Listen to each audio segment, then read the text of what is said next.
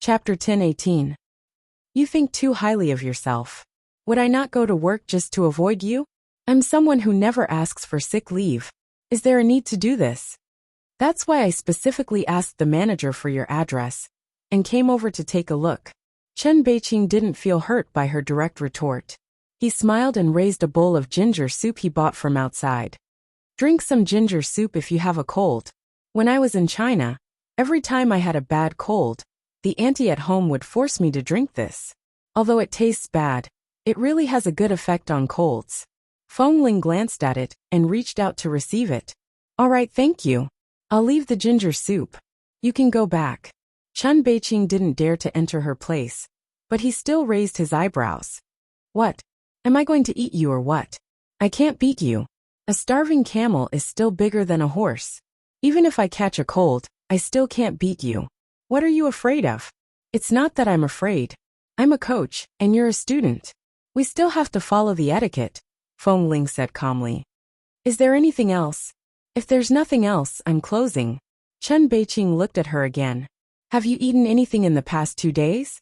I ate it, Feng Ling lied. She looked sick, so he couldn't tell if she had eaten or not. But seeing that she didn't want him to go in at all, Chen Beiqing nodded. Okay. It's the first time you've accepted something from me in more than a year. Even if it's just a bowl of ginger soup I bought from a restaurant, you've already accepted it. I'll work harder, and one day you'll fall in love with me. Feng Ling, you think too much. Have a good rest, I'm leaving. Chen Beiqing smiled at her, waved his hand and walked to the elevator. When he entered the elevator and Feng Ling was about to close the door, she suddenly heard the door next door suddenly open. She didn't want to care about what happened next door, but she seemed to see something from the corner of her eyes. She abruptly paused and turned her eyes abruptly. Li Nanheng, who would never appear here again, was standing at the door next door. He pushed the door open with one hand and held his coat with the other. He seemed to be preparing to go out, but his gaze paused on the bowl of ginger soup in her arms. Did you catch a cold? Feng Ling looked at him in disbelief, and then at the door next door.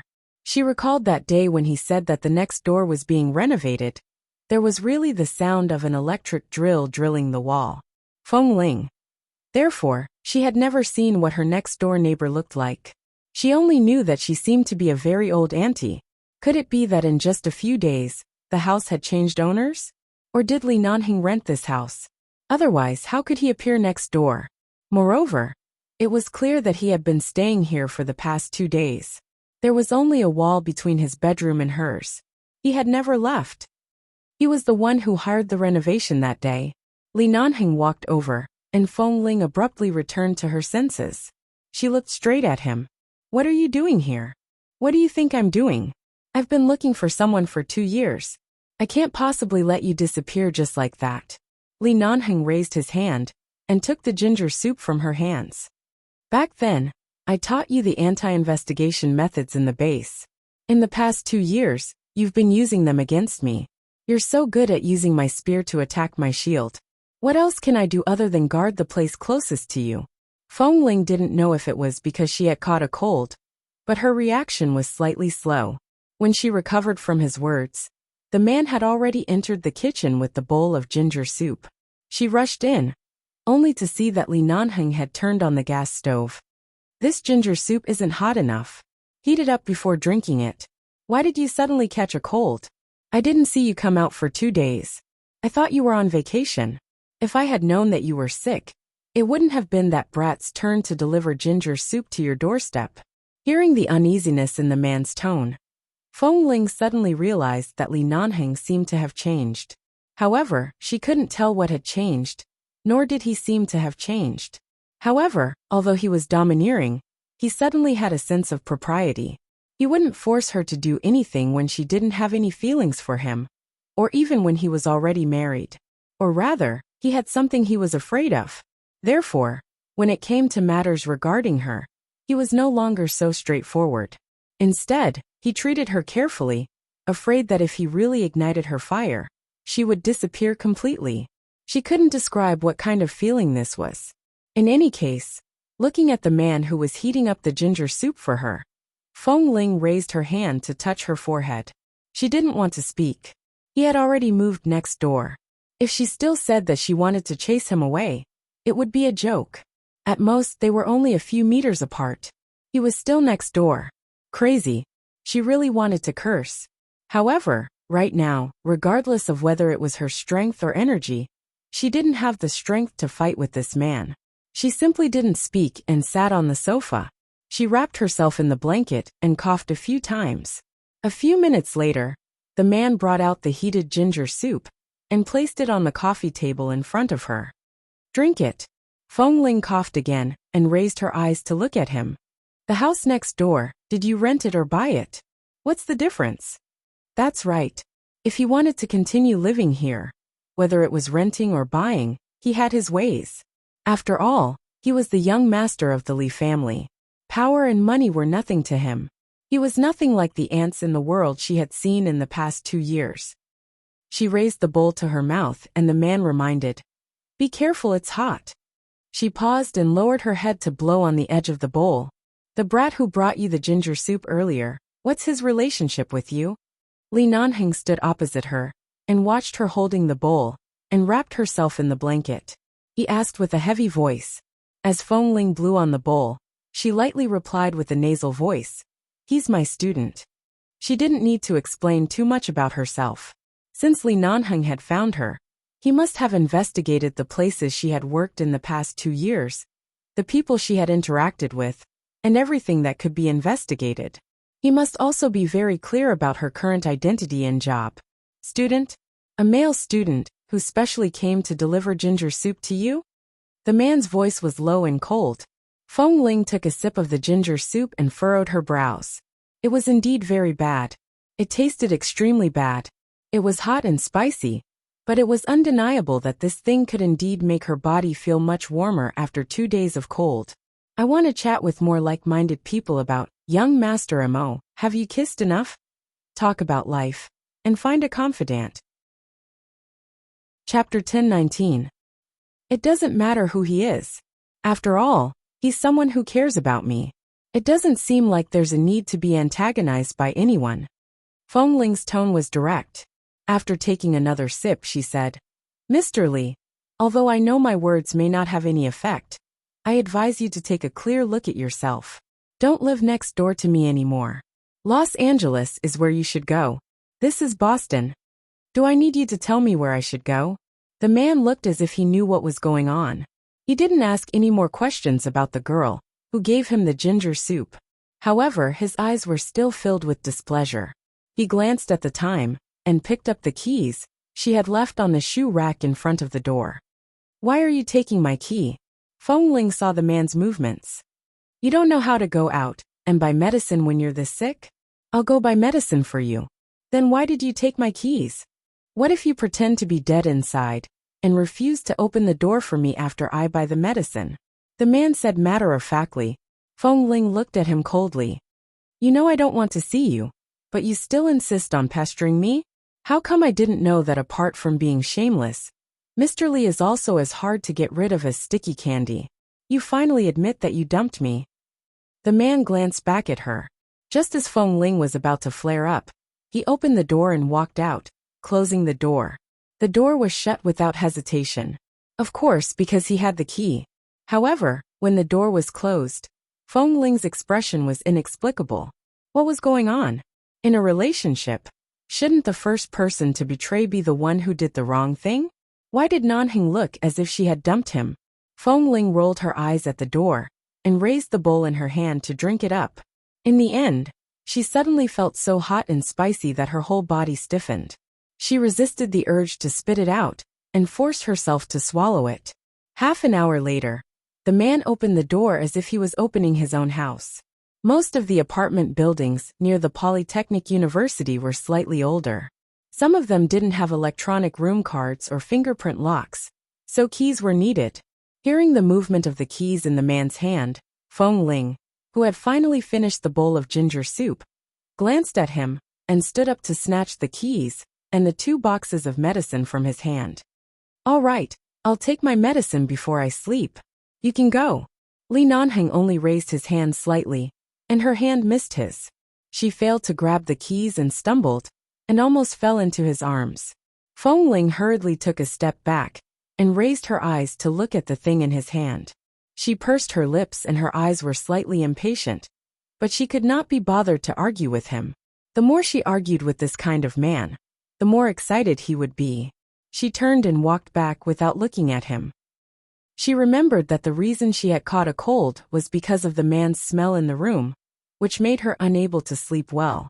If she had known that he lived next door, she would have been prepared to come at any time. She had been frozen for a whole night and had fallen sick. Li Nanheng threw the keys back on the shoe rack, put the medicine on the coffee table, and poured her a glass of water. You just drank the ginger soup. Take the medicine in half an hour. Take the cold medicine and the anti-inflammatory medicine separately. If you don't remember to take it before you sleep, I'll call to remind you. You know my current phone number? Feng Ling asked subconsciously. Is it strange? The man looked at her. Feng Ling turned her head. It was not strange. He was Li Nanheng. Of course it was not strange. Seeing that she was unwilling to speak, Li Nanheng did not say more. He just walked around her room and said, You haven't been out for 2 days. How did you catch a cold? This was a very stupid and embarrassing reason, so Feng Ling did not say it. Li Nanheng had already entered her bedroom and checked the windows inside. The windows were now tightly closed, and there was no air leaking in. However, the air was stuffy. He adjusted the air conditioner to a suitable temperature and looked back at the bathroom with the light on. He walked into the bathroom. Perhaps he did not think of anything, but he subconsciously glanced at the drying rack above. The 2 sets of cute underwear that had been hanging there had been put away. It was empty. Li Nanheng suddenly wanted to laugh at himself. He actually felt a little regretful. After checking that there was no other place in her room that could easily be exposed to the wind or cold, Li Nanheng did not force her to stay for long. Before leaving, he only told her to remember to take the medicine. When he returned to the next door, the man casually took out a bunch of keys from his pocket and put them on the shelf. He looked back at the things on the shelf, sighed, and shook his head with a smile. Her anti-detection ability was indeed not bad, but she still lacked some life experience. She didn't know that she could get another key at any time. Fortunately, she had always hidden it well. Otherwise, if there really were a lot of men who had bad intentions towards her, she was afraid that she wouldn't be able to guard against them. She wouldn't even know how her house was emptied. After all, she was still the Feng Ling who did not understand many things in the base, but had a cold temperament. No matter what a person did, their nature would not change. Late at night, Feng Ling had slept at home for 2 days. After drinking the ginger soup, she felt hot all over and took the medicine. She remembered to take the anti-inflammatory medicine before going to bed. She was about to go to bed when her phone suddenly rang. She glanced at the caller ID. It was Los Angeles. Without thinking, she knew it was the man next door. She did not answer it, but hung up and went to take the medicine. After taking the medicine, she turned off the light and went to sleep. After turning off the light and lying on the bed, she turned to look out the window and saw the light next door. Did this man like living next door so much? Back then, he used this trick to force her to stay next door, causing their daily lives to be inseparable. Now he was playing the same trick again? A married man. How shameless did he have to be to think that he could use the same trick to trap her heart again and again? Feng Ling retracted her cold gaze and closed her eyes, clearing the man who should no longer exist in her world from her mind. Li Nanheng saw that the light on her side was turned off and glanced at the phone that had been ruthlessly hung up. He put down the phone, opened the window of the balcony and walked out. The place she lived was very quiet. At 11 o'clock in the night, not a sound could be heard. The man lit a cigarette, and there was a flickering spark between his fingers. He casually leaned against the balcony and puffed out a cloud of smoke into the night sky outside. He then turned his face to look at the tightly shut window next door and the dark room with the lights turned off. I want to chat with more like-minded people about, young Master Mo, have you kissed enough? Talk about life, and find a confidant. Chapter 10:20. 5-amp door was opened and closed. The door opened and closed. With Feng Ling's usual vigilance, she would be able to hear what was going on and would wake up. But her body was cold and hot, and she was powerless. She felt as if someone had come in, but she also felt like she was dreaming. In the dream, she seemed to have a slight fever. Someone's hand was placed on her forehead, and not long after, an ice-cold towel was placed on her forehead. She didn't know how long she had been in this dream. She was half asleep and half awake.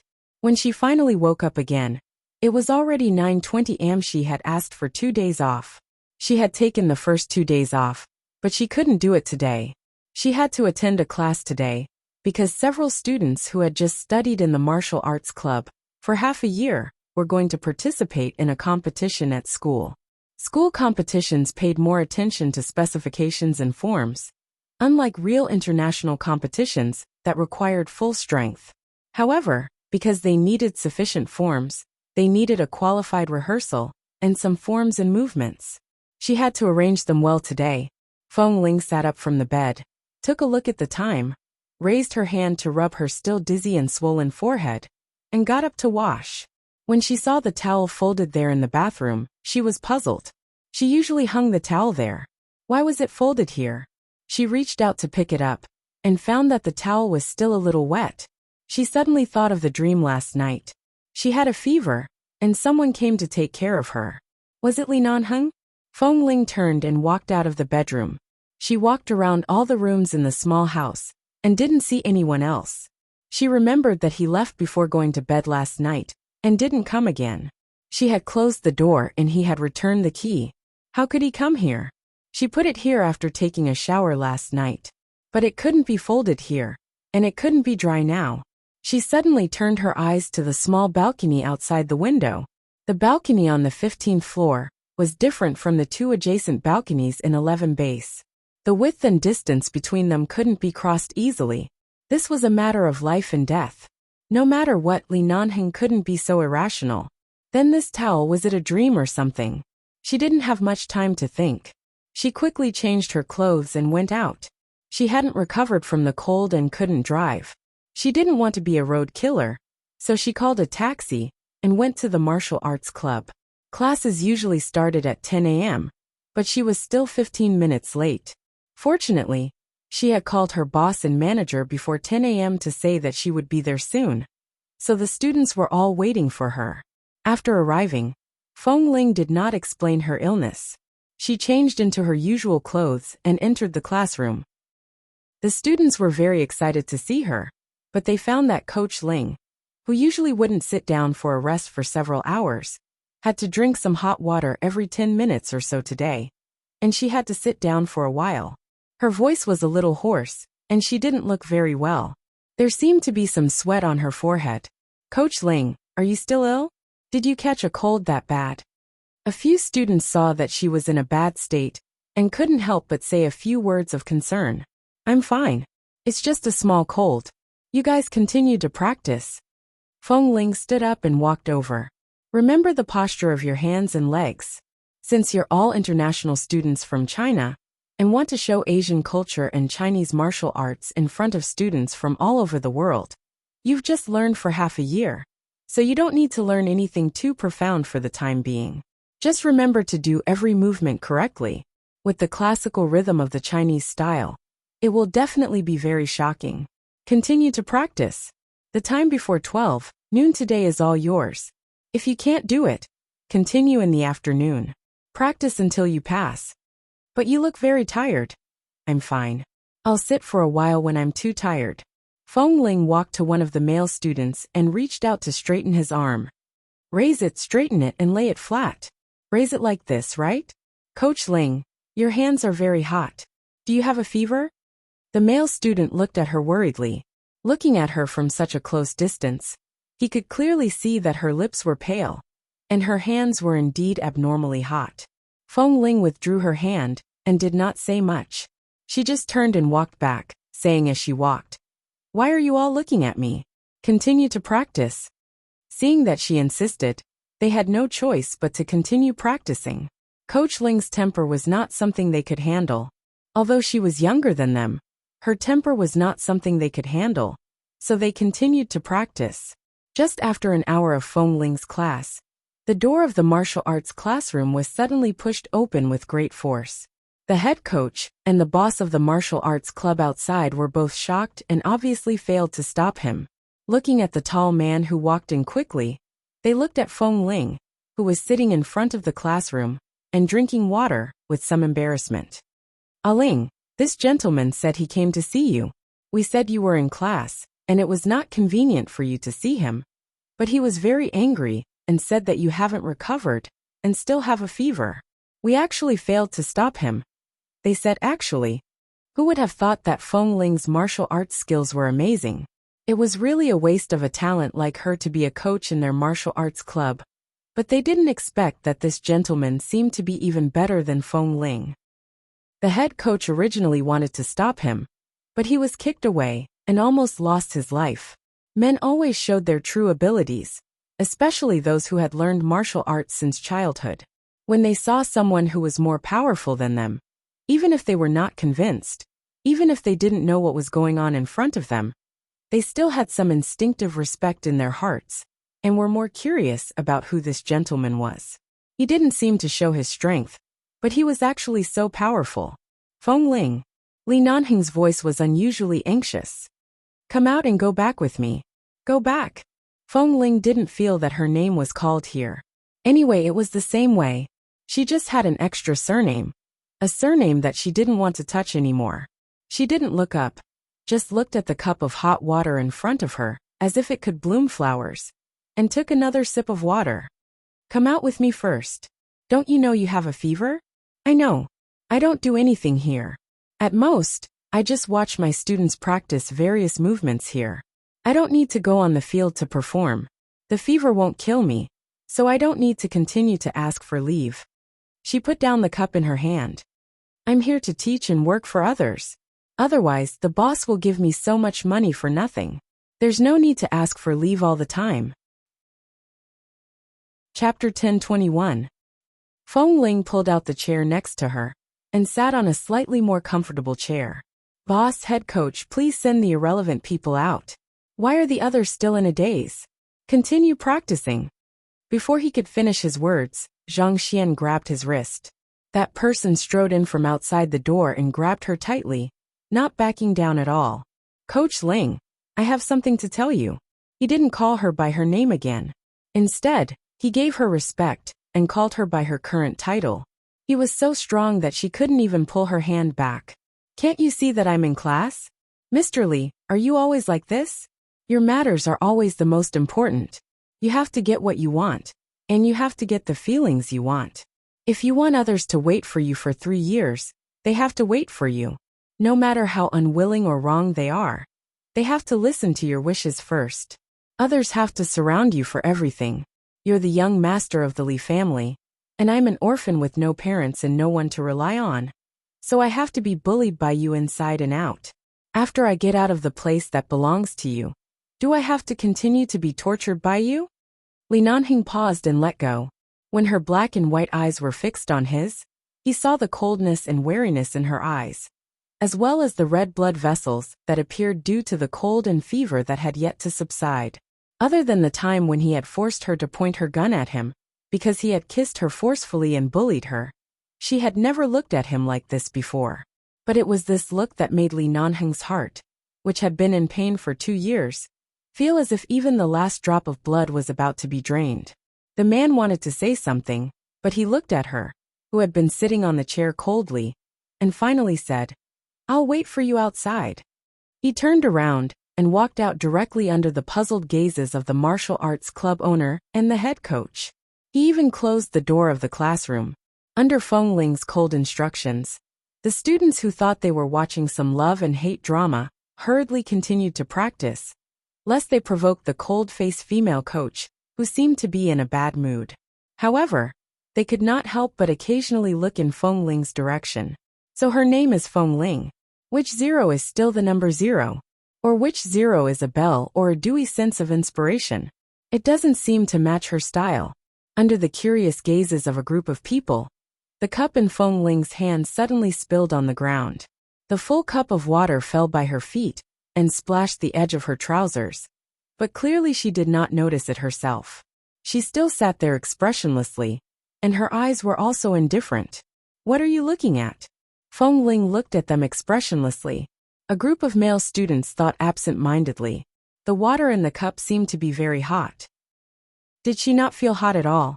Who was that man just now? For so long, they often discussed in private what kind of man could subdue a woman like Coach Ling. It seemed that Chen Beiqing, a rich young master, couldn't suppress her at all. But obviously, the man who just entered the door made them feel that Coach Ling was inferior in all aspects and aura. She raised her eyes to look at the short-haired woman sitting in front of her. She calmly picked up the glass of water from the ground and gently placed it to the side. If you keep looking at me, I'm going to dismiss the class. Don't come crying to me if you make a fool of yourself in front of all the students in the world. Li Nanheng looked at the time. Time passed by, and Feng Ling still hadn't dismissed the class. He knew how serious she was about everything. She was still the same as before, but the nature of her work was different. But this morning, she still had a high fever of 39 degrees. He stayed by her bed for several hours and fed her antipyretics, but it was obviously not effective. In the morning, he went out to buy her some breakfast, but when he came back, he found that this woman had gone to work. Thinking of the high temperature he felt when he held her wrist just now, the man felt that every minute and second in this room was torture. He opened the door outside, ignoring the owner of the martial arts club and the head coach beside him, intending to go out for some fresh air. The sound of the door closing was deafening. After hearing the sound of the door closing, Feng Ling finally withdrew from her cold and expressionless state and said to the male students who were practicing, "Practice for another half an hour and then rest. At 1 p.m., I'll check again. After confirming that there are no problems, we can end it. You guys continue. I'm going to the bathroom." She got up and walked out of the classroom. She saw the empty reception room and the head coach and boss who were looking at her curiously in front of the office door. She paused for a moment and did not say anything. She looked straight ahead and walked in the direction of the restroom. Feng Ling didn't go to the bathroom. She turned on the faucet and washed her face. The weather was cold, and the water was also very cold. Most of the people in the martial arts club were air-conditioned, so the water in the pipe was not warm at all. It was as cold as the first frost and snow. She splashed some water on her face, and the biting chill made her shiver all over. Looking up at the mirror, she saw herself wet. In the narrow space with plenty of light, her pale face had nowhere to hide. Because she was running a fever, there was a very light blush on her cheeks that didn't look particularly normal. If one didn't look closely, they wouldn't be able to see it, but looking at the mirror at such a close distance, they could still see it. She raised her hand and touched her forehead. Then she looked at her hand. Her fingers were white and tender, but there was a thin callus on her palm from holding a gun all year round. Although it was not obvious, it remained in her palm. Just like herself, after she stopped pretending to be a man, everyone who saw her said she was very beautiful and asked her why she cut her hair so short and cut off the last bit of femininity. She just smiled faintly and did not answer. Her hair, her life, just like her hands, looked beautiful to others, but no one knew that she had a thin callus in it that could never be wiped off. As she looked at the mirror, a drop of water rolled onto her palm. She thought she was crying, so she raised her head to look at the woman in the mirror. Her eyes were dry, and other than a little bloodshot, there was no moisture at all. She didn't cry when she was kicked out of 11 base. She didn't cry when she learned that Li Nanheng was married. Of course she wouldn't cry now. In fact, she was a little surprised by her indifference. Why didn't she even shed a tear when she couldn't stand the pain? Feng Ling never thought of herself as a strong person. She only felt that she was a child who grew up drinking wolf's milk and was born with a heart of stone. She shouldn't have feelings. Chapter 1022. But at this moment, she watched as the head of 11 base, the prestigious young master of the Li family, stayed in Boston because of her. Because of her, he disregarded his status and image and stepped into such a martial arts club. Thinking of the way the man looked at her just now, her emotions came so suddenly. She suddenly felt that humans were really animals that were easily dominated by emotions. People who shouldn't have feelings shouldn't have so many burdens. He's married, isn't he? Back then, she had never thought of being stubborn, let alone now that he had been married for 2 years. The sound of running water under the tap seemed to cover up the ripples in her heart. Everything was still calm on the surface. She had been peacefully in class for nearly 2 hours. But at this moment, those words suddenly came to her mind. Every single word was drilled into his ears. Fengling is young. In fact, it's just a fruitless relationship. Even if she knows about this, she will be sad for a few days. Fengling, this kind of unknown orphan, compared to the eldest daughter of the Feng family. As long as one isn't stupid, they would know who to choose. Nowadays, which man would remain faithful to a woman until death? Liking someone doesn't mean he has to take responsibility. A silly girl like Fengling isn't suitable for him. People who don't belong to the same world shouldn't force their way in. She should get into a relationship while she's still young. When she grows up, she'll understand not to trust men so easily. This was the ending of the first love in her life. Han Jin was right. Li Nanheng had just given her a lesson. She had gotten what she should have gotten, and lost what she should have lost. That included the first time that he had no memory of. She reeks of alcohol, and can't even arrive on time for training. It's obvious that she had a hangover for an entire night. You say that she adheres to the rules of the base, and that her character is worthy of being tested? We're already being polite enough not to have someone strip you naked. Do you think you can still stay in 11 base? They ridiculed her for being a woman, for disguising herself as a man in the base, for living a disorderly life among men, for being an orphan without any parental discipline, and for easily trusting the feelings of others. She had always thought that Li Nanheng was different. She thought that this man, who could be cold to the bones to others, but doted on her to the bones, treated her differently. She thought that he was sincere enough, and that he could see the good in her. Fengling placed her hand on the ice-cold pool, and tossed and turned. She thought about all the questions that she had never thought about 2 years ago. She thought that he was different. But the truth was that he was more ruthless than any of them. There wasn't even an explanation. The old man of the Li family made her embarrass herself in front of everyone in the base, and drove her away. It was said that Li Nanheng had been looking for her for 2 years. But today she saw clearly that this man was no different from 2 years ago. When she had a fever this morning, he had indeed entered her home. She didn't even know how he made a copy of her key. If she wanted to fight with this man, she always seemed to be too immature and silly. His family background gave him enough confidence to do whatever he wanted. Even if he knew that she was indifferent to him, he could still find ways to sneak into her life.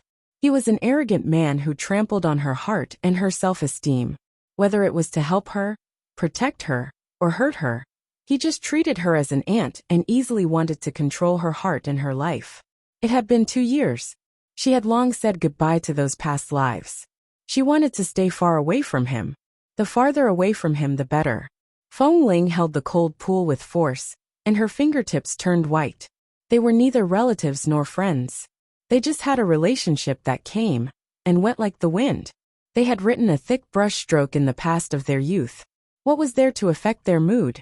She closed her eyes. The next second, scattered scenes appeared out of thin air. She fell into a man's bathtub in the sauna room of the orphanage and fought with him. When she first entered the base, she had a written test with a man on the training ground. Her moves were fierce, which made him feel that something was wrong. But he let her go and didn't investigate further. When she was on a mission, he suddenly appeared and helped her solve the problem behind her. When she fell into the sea on the cruise ship, he was on the other side of the more dangerous terrorist enemy zone. When she was lost on the island, his helicopter suddenly appeared. The mission in the bar, she was dressed as a woman. He pressed her against the wall and kissed her. He blocked bullets for her. He did everything for her. They were together on Roger's Pass day and night. When she killed the commander in the military, he protected her behind him and helped her solve problems again and again. When she was almost killed by the snake, he appeared again and left a small cross scar on her shoulder. He said that she was only 17 years old and was still too young. He asked her to wait for him for 3 years. 3 years later he would marry her. Fengling opened her eyes, looked at herself in the mirror, and pushed back the wet hair and fringe on her forehead. The woman's delicate and white face still looked a little handsome because of this action, but the fringe immediately fell down again. Even though her hair was short, she still looked like a young girl. She could never be a real man, just like how she would never be able to accept a man who was already married. This was a problem that could never be solved in the world. That's it, Feng Ling. He's not worth you thinking about any longer. For the rest of the time, Feng Ling went back to class as if nothing had happened. When it was time for the lunch break, the male students came up one by one to help her back to the office to rest, but she refused. Coach Ling, your name is Feng Ling? Which zero? Someone asked her. Feng Ling didn't answer, but just glanced at him coldly, and the other party left dejectedly. She was about to go back to the office, but the head coach was waiting for her in the office. Why didn't you call me to tell me that you're not feeling well after class? Today's classes are just basic lessons. I'll help you look after them. The head coach looked into her eyes. By the way, that man is still outside. Feng Ling nodded and didn't say much. Obviously, she didn't want to go out to see him. Seeing her sitting back at the desk calmly, the head coach asked again, "Who is this man? Did you know him before?" She was silent for a moment. No matter who he is, you never care about these things. Why did you suddenly ask me today? Because a kid like Chen Beiqing is no match for me. Although the person who came today didn't say much, I felt a clear sense of crisis. At first, Feng Ling didn't understand. After a moment, she looked in surprise at the head coach who was standing in front of the office door with a serious expression. At the same time, she saw the man behind him approaching. Chapter 10:23.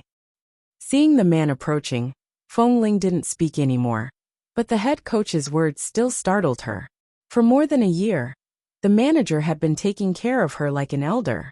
Furthermore, he seemed to be 31 or 32 years old. She had always regarded him as a mentor and helpful friend. She had never thought that he would have other thoughts about her.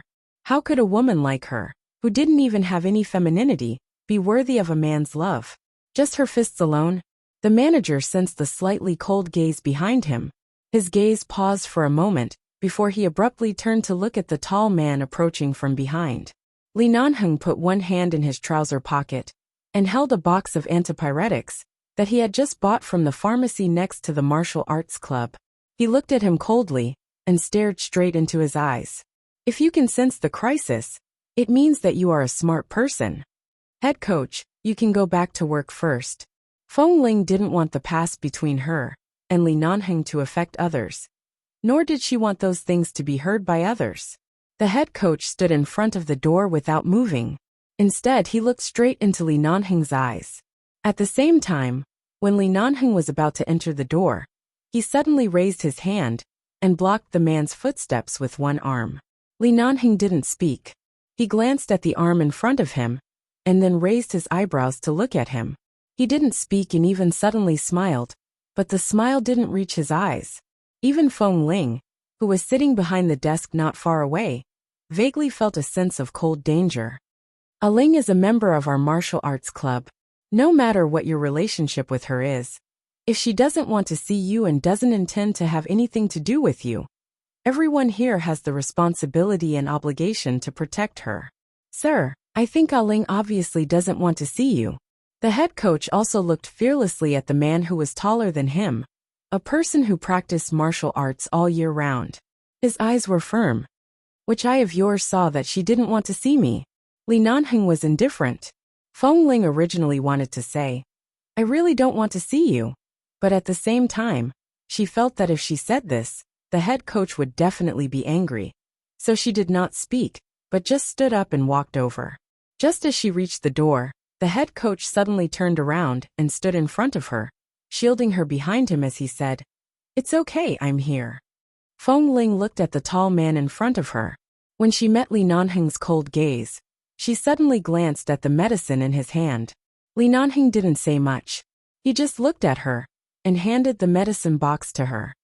Take the medicine first. The head coach did not speak. He looked at him and then turned back to look at Feng Ling. My fever is not serious anymore. Feng Ling said lightly, I don't need to take medicine.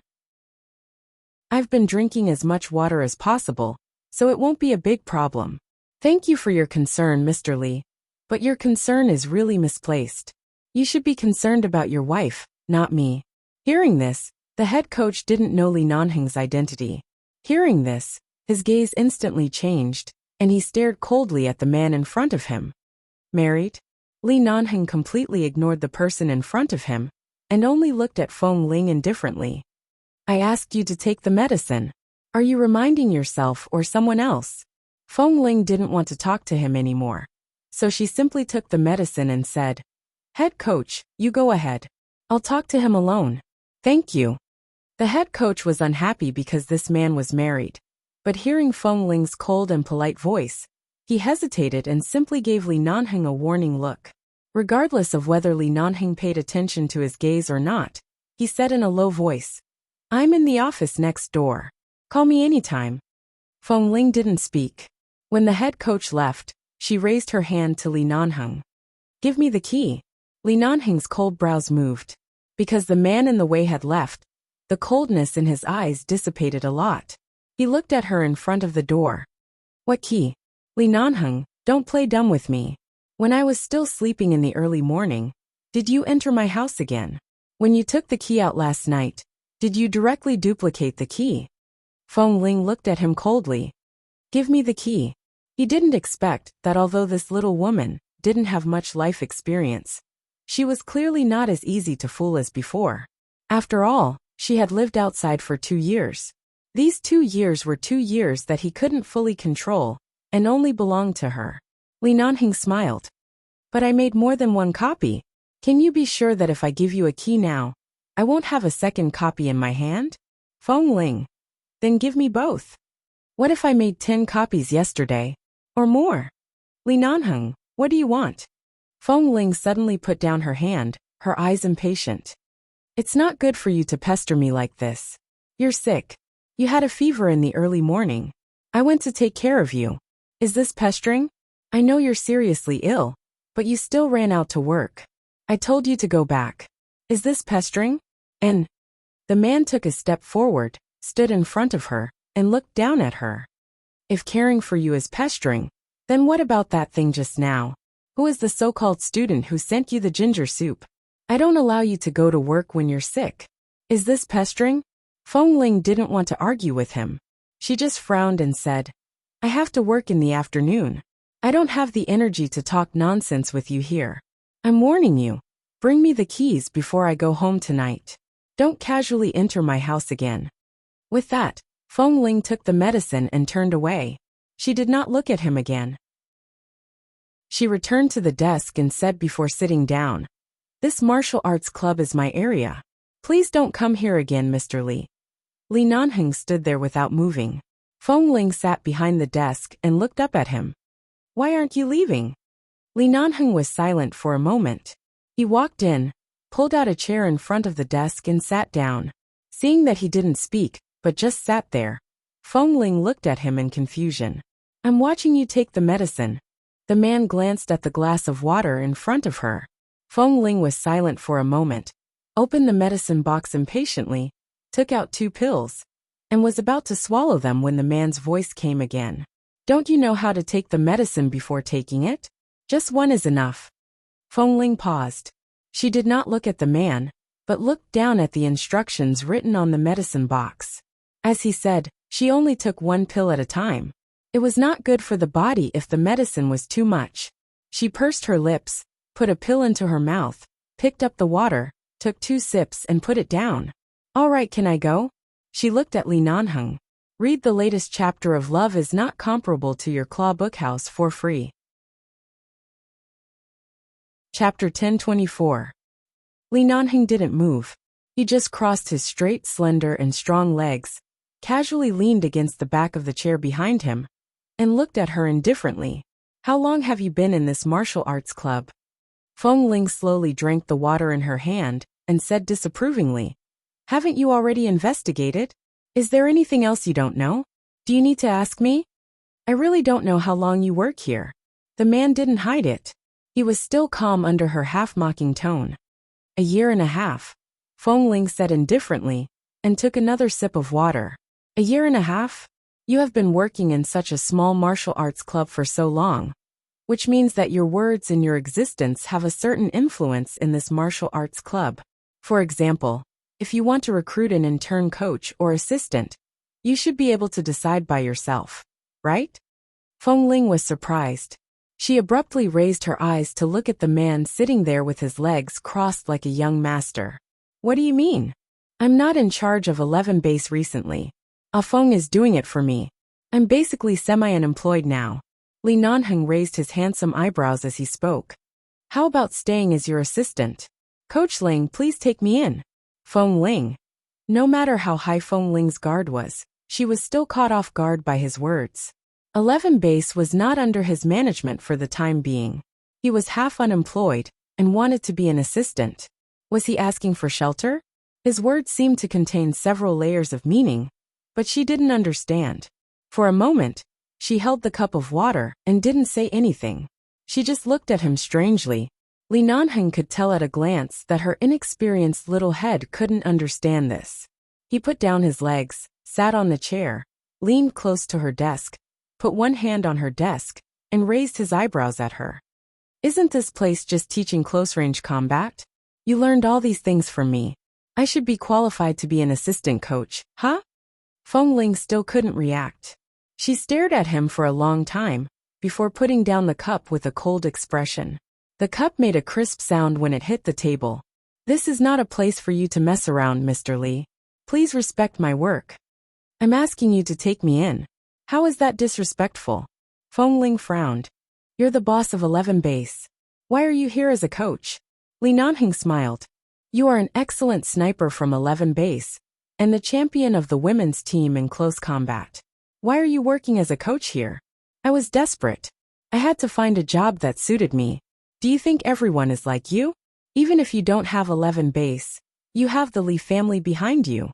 Even if you don't have the Li family, you have Dr. Qin and Mr. Mo behind you. Li Nanheng's expression did not change, but he still faintly smiled. It seemed that although this little girl usually did not show anything on the surface, in fact, she knew many things very well in her heart. She could even see his frequent contacts with Mo Jingshan and the underground arms business, but she probably didn't know what kind of business he was doing. She only knew that he didn't lack anything. Li Nanheng continued the previous topic. I'm also desperate now. The elders of the Li family were angered by me. They drove me out of the base and wanted to sever ties with me. Now I'm also a poor person. No one wants me. I just don't know if Coach Ling will take me in. Feng Ling was puzzled. Hasn't 11 base been handed over to you long ago? Apart from using their status as elders to suppress your arrogance, how could they have the ability to drive you out of 11 base? Li Nanheng didn't explain, but just looked at her.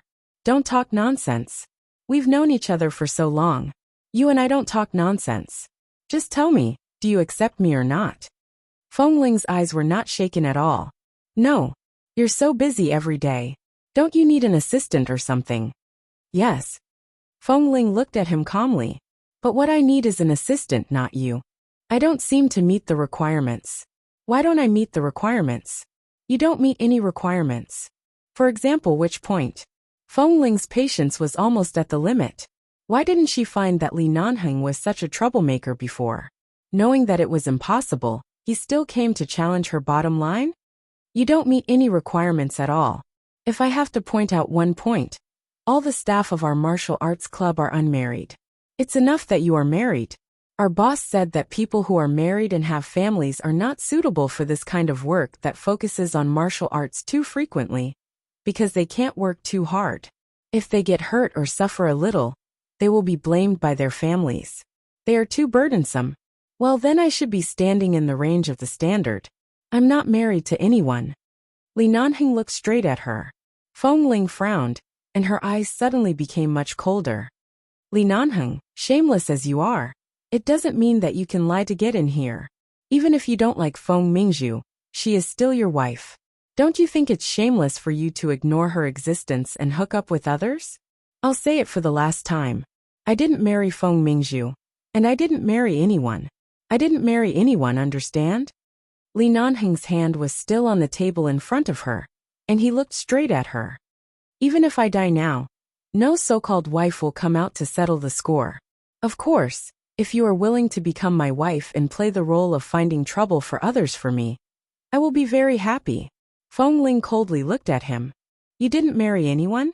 Are you trying to say that the major mainstream media in Los Angeles 2 years ago are fake? Li Nanheng, give me another year. When the time is up, you will know everything you should know. I don't want to know. Feng Ling directly interrupted him. I am not a 3-year-old child. I am not so easy to deceive. I like you and love you. That's why I coax you like a 3-year-old child. Li Nanheng's patience was surprisingly good. I don't like you or love you. I'm afraid you can't even see my face. Such an obvious difference in treatment. Can't you feel it? Or are you deliberately pretending that your eyes are not good? Feng Ling's expression did not change. Whether you're married or not, it has nothing to do with me. Li Nanheng, in my world, if something ends, it's over. No matter if it's because of a misunderstanding, the truth, or being forced to leave, or whatever, there's no point in looking back. Right now, I'm sitting here talking to you instead of angrily asking someone to chase you out. This shows that I'm very calm, so please leave calmly, okay? Baidu read the latest chapter of The Warm Wind is Not As Good As Your Love Claw Bookhouse for free. Chapter 1025.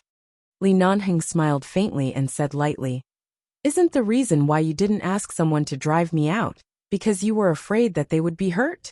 Feng Ling, what are you trying to do? I'm waiting for you to take me in. Do you need me to take someone like you in? Even if I take you in, the result will be the same. There's no possibility between us. Feng Ling had already made her words clear enough. Li Nanheng nodded seriously. Then I'll just take you in. I won't seduce you. I'll be your assistant obediently. How about that? Feng Ling. Written on the man's forehead were the words trap. She raised her hand to her forehead and closed her eyes. Finally, she took out a business card from the drawer and threw it in front of him with no expression on her face. I won't accept it even if you say it until you die. If you want to humiliate yourself like this, the KTV next door is recruiting waiters. I think you meet their standards in all aspects. Li Nanheng sat there without moving, looking at the business card she threw in front of him. He glanced at her with a puzzled expression. Feng Ling explained to him. This is the phone number of the KTV boss. Li Nan glanced at her with a hint of danger in his eyes. Feng Ling didn't want to talk to him anymore. She stood up and brushed past him with a cold expression. She turned and entered the classroom without looking back. At 4 p.m., Chen Beiqing would come to class at this time. In order to avoid Li Nanheng, Feng Ling did not leave the classroom for the entire afternoon. She was too lazy to ask him if he had left or not. Anyway, she did not have much strength right now, so she simply sat in the classroom and waited for the next class to come. When Chen Beiqing walked into the classroom, he saw that Feng Ling had just handed the empty cup in her hand to a student and asked him to fetch a cup of hot water for her. He took a few glances outside and walked in.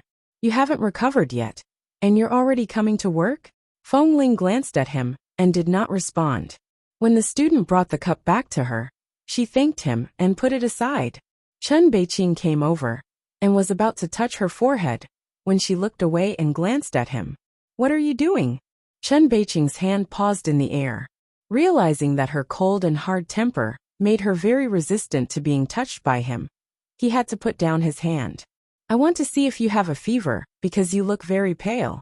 It's just a cold, it's not that serious. In a while you'll be on time for class. You're all very familiar with your movements.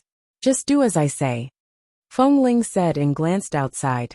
Seeing that other students had arrived one after another, she didn't say anything, but when Chen Beiqing was about to go to class, Feng Ling remembered the bowl of ginger soup he specially sent to her. She seemed to be too cold, so she added, "Thank you for the bowl of ginger soup." This was probably the first time he had heard her take the initiative to speak to him, since he had pursued her for so long. And it was also the first time he heard her not speak so coldly. Chen Beiqing looked back at her, smiled, and was about to speak when he heard the second half of Feng Ling's words. But please don't go to my house anymore. I don't like other people to disturb my home.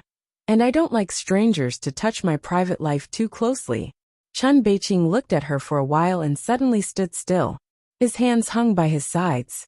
After a moment, he licked the left side of his cheek, turned around, and pressed his hands against the wall behind her.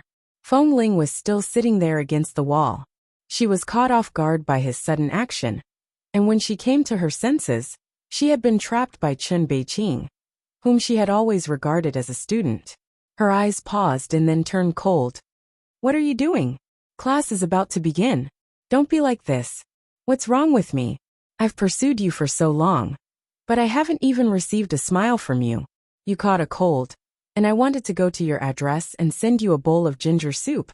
But you didn't let me in and instead, I received your disgust. Tell me, what should I do? Although the man in front of her was only in his early 20s, and was just an international student, his gentleness was mixed with some displeasure and indignation at this moment. He bent down and looked at her closely, staring straight into her cold eyes. Back then, you suddenly appeared in front of me in the parking lot, and jumped into my world. I couldn't control my growing love for you. But I also tried my best to pursue you slowly, and not to annoy you. Why? It's just a bowl of ginger soup. Are you afraid that someone will intrude into your life too forcefully? Or are you resisting something? I feel that what you're resisting is not just me, but you completely trapped yourself in a very narrow corner, and refused anyone to approach your heart. Have you ever been hurt? Can't you say it out? Do you have to hold it in like this? Feng Ling didn't expect that the man who had always been gentle and polite to her, and even if she didn't accept the flowers, would suddenly turn around. It really gave her a fright. At the same time, before she recovered from the shock and had time to push him away, the door of the classroom suddenly opened again. Aling, this Mr. Li. The boss entered the door with a fawning expression. He originally wanted to discuss something with Feng Ling, but the moment he entered, he saw this scene. His eyebrows twitched and he choked on his words. The man who came in behind the boss of the martial arts club was tall and straight. He had changed into the coach's martial arts club uniform like Feng Ling's. His cold eyes became even colder when he saw the scene inside, and he stared coldly at the woman, who was almost imprisoned against the wall by force. As soon as she met Li Nanheng's eyes, Feng Ling was startled. When she saw the clothes he was wearing, she seemed to understand something and stared at the boss. Boss, you, the boss of the martial arts club said awkwardly and fawningly. I think you work too hard. You're so tired that you're sick. I've been planning to find an assistant for you. It happens that Mr. Li is good at martial arts and volunteered to be an assistant coach. Let him follow you from now on. Apply. Did Li Nanheng need to apply? The purpose of running a martial arts club was to make money.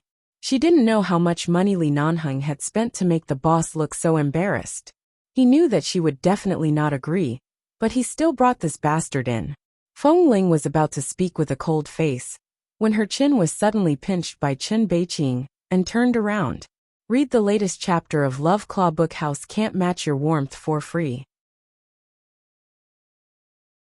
Chapter 1026.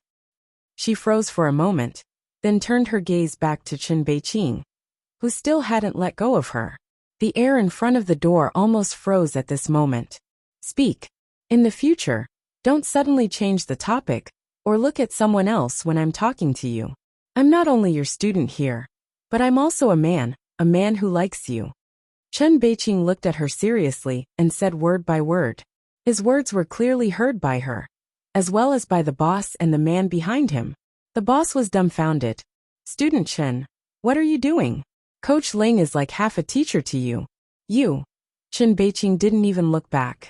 He still held Feng Ling's chin with his hand and said firmly, a teacher 3 years younger than me? What? What era was it now? It's just a teacher-student relationship in the martial arts club. Can't I like him? The boss choked.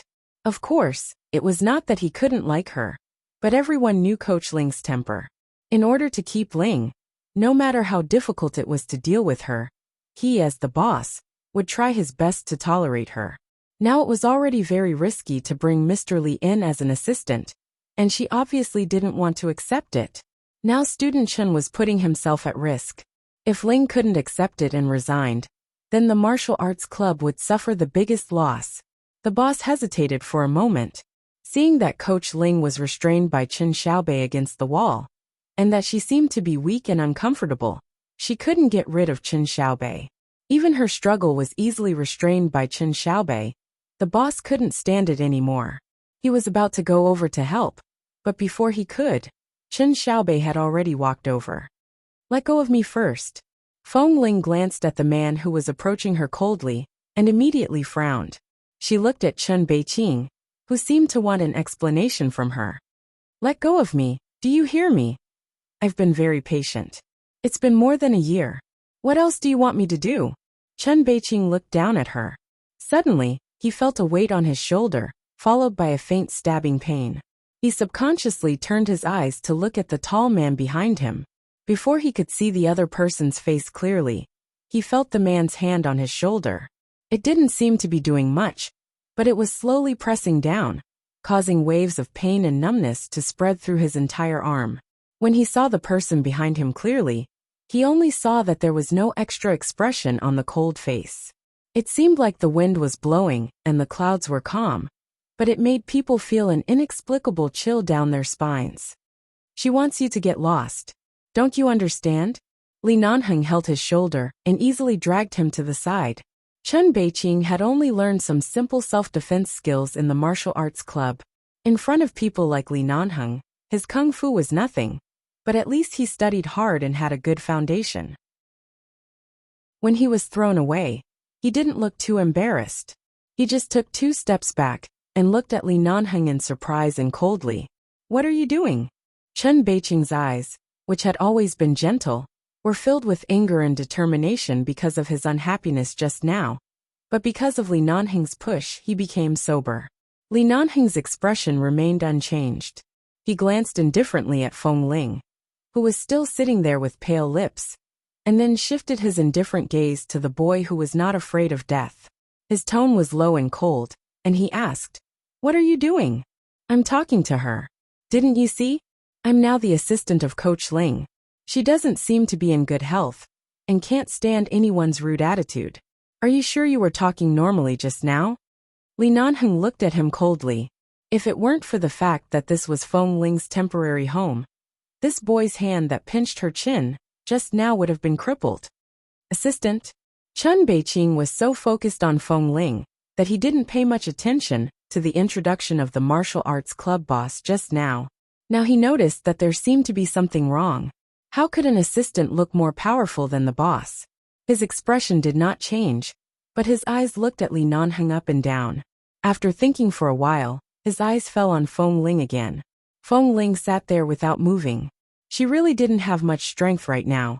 Although she felt that her fever should have subsided a lot after taking the antipyretic, perhaps the antipyretic had a little sleeping effect. So she had been a little sleepy. But now, her sleepiness was stimulated by this scene. She just sat there listlessly. She didn't have the energy to deal with the mess in front of her. She just didn't want to bother about it. She raised her hand and waved. "Okay, let's go to class." Chen Beiqing didn't speak, but just looked at her. Obviously, he didn't intend to let it go. At this time, the boss suddenly said with a smile, "Well, it's indeed time for class. Classmate Chen, after all, there are still many students waiting. Let's talk about personal issues after class. Besides, this is the first time that Coach Li comes to work this afternoon. He will be one of your coaches in the future. Don't leave a bad impression on him. Go to class." At this time, Feng Ling abruptly turned to look at the man who was looking down at her. She wanted to roll her eyes, but seeing that there were too many people here, she held back and only said in a low voice, "Boss, the assistant position hasn't been decided yet. I'll tell you after class. You happen to be in poor health recently, and you don't have enough energy. Since Coach Li is such a good fighter, and is willing to stay as your assistant, I can't let him stay as an assistant all the time. I just want him to be familiar with the environment, working methods, and curriculum of our martial arts club. I estimate that within 2 or 3 months, he will be able to teach these students alone, and directly be promoted to a main class coach like you. I just want him to help me explain the affairs of our martial arts club to him. Don't think it's troublesome. Now we are in need of talents. I really don't want to turn away such a good fighter. These words seemed to be said with sincerity. The boss had clearly seen Li Nanheng barging in this morning. He clearly knew that there was a grudge between him and her. But he still went against his principles to arrange for him to be by her side. If Li Nanheng didn't take out some money to settle this matter, she would cut off her head and let him kick it like a ball. I want to chat with more like-minded people about young Master Mo. Have you kissed enough? Talk about life. And find a confidant. Please remember the domain name of this book. For mobile version website, M. Chapter 1027. No matter how impatient Feng Ling was, the boss had already spoken. She then waved her hand. All right, you guys go to class first. I'm going out. If there's anything, call me in the office. With that, he turned around and slipped away. Feng Ling suppressed her anger and didn't bother to look at the man next to her. She just glared at Chen Beiqing, who was standing there, as if he wouldn't give up until he made things clear. Hurry up and go to class. Seeing that she didn't seem to be in a good mood, Chen Beiqing endured it. Under the gaze of a group of students in the classroom, he pushed his cheeks with the tip of his tongue again, turned around, and walked into the line with a sullen face. He went to his usual seat in class. It wasn't until the group of students began to prepare themselves for class that the classroom returned to its usual quiet and orderly state. Feng Ling sat in her seat and turned to look at Li Nanheng. Li Nanheng also stood on the spot. He glanced sideways and lowered his head to look at her. His brows were slightly raised. Seeing his obviously proud expression, Feng Ling glared at him harshly and swallowed the words in her throat. In the end, she said with an ugly expression, "What are you looking at? Do you think it's so easy to be my assistant? Do you think you can get a free salary just by standing here staring at me?" The man smiled faintly. So, what does Coach Ling need me to do now? From the standard basic movements these people are doing, you can tell what they are learning. Go and see for yourself. Whose posture is not standard and who's bad? Go and supervise them. I'll sit here and rest, Feng Ling instructed coldly. Hearing her commanding tone, Li Nanheng frowned and chuckled. All right. With that, the tall man walked into the classroom. Looking at the man's back, Feng Ling raised her head and rolled her eyes helplessly toward the ceiling. Then, a few minutes later, Feng Ling heard the screams of several students who didn't perform particularly well. Hearing those screams, she could imagine the scene. Ah, be gentle. Even if he is a coach, he is just an assistant to Coach Ling temporarily. Besides, you are a newcomer. Do you know how to teach? It hurts so much. Ah. Hearing the continuous cries inside, Feng Ling closed her eyes. To be personally taught this set of movements by Li Nanheng, the students didn't know whether they were lucky or unlucky. After all, she had learned most of her skills at 11 base, and he had taught her a lot. One had to know that this newcomer was not an exaggeration to say that he was their founder. Ah, my mother, my bones are going to break. Be gentle, help. Coach Ling, help. Help. After half of the class, the students realized that Coach Ling's usual strictness and indifference were very gentle in front of this new assistant coach. This person was the real devil.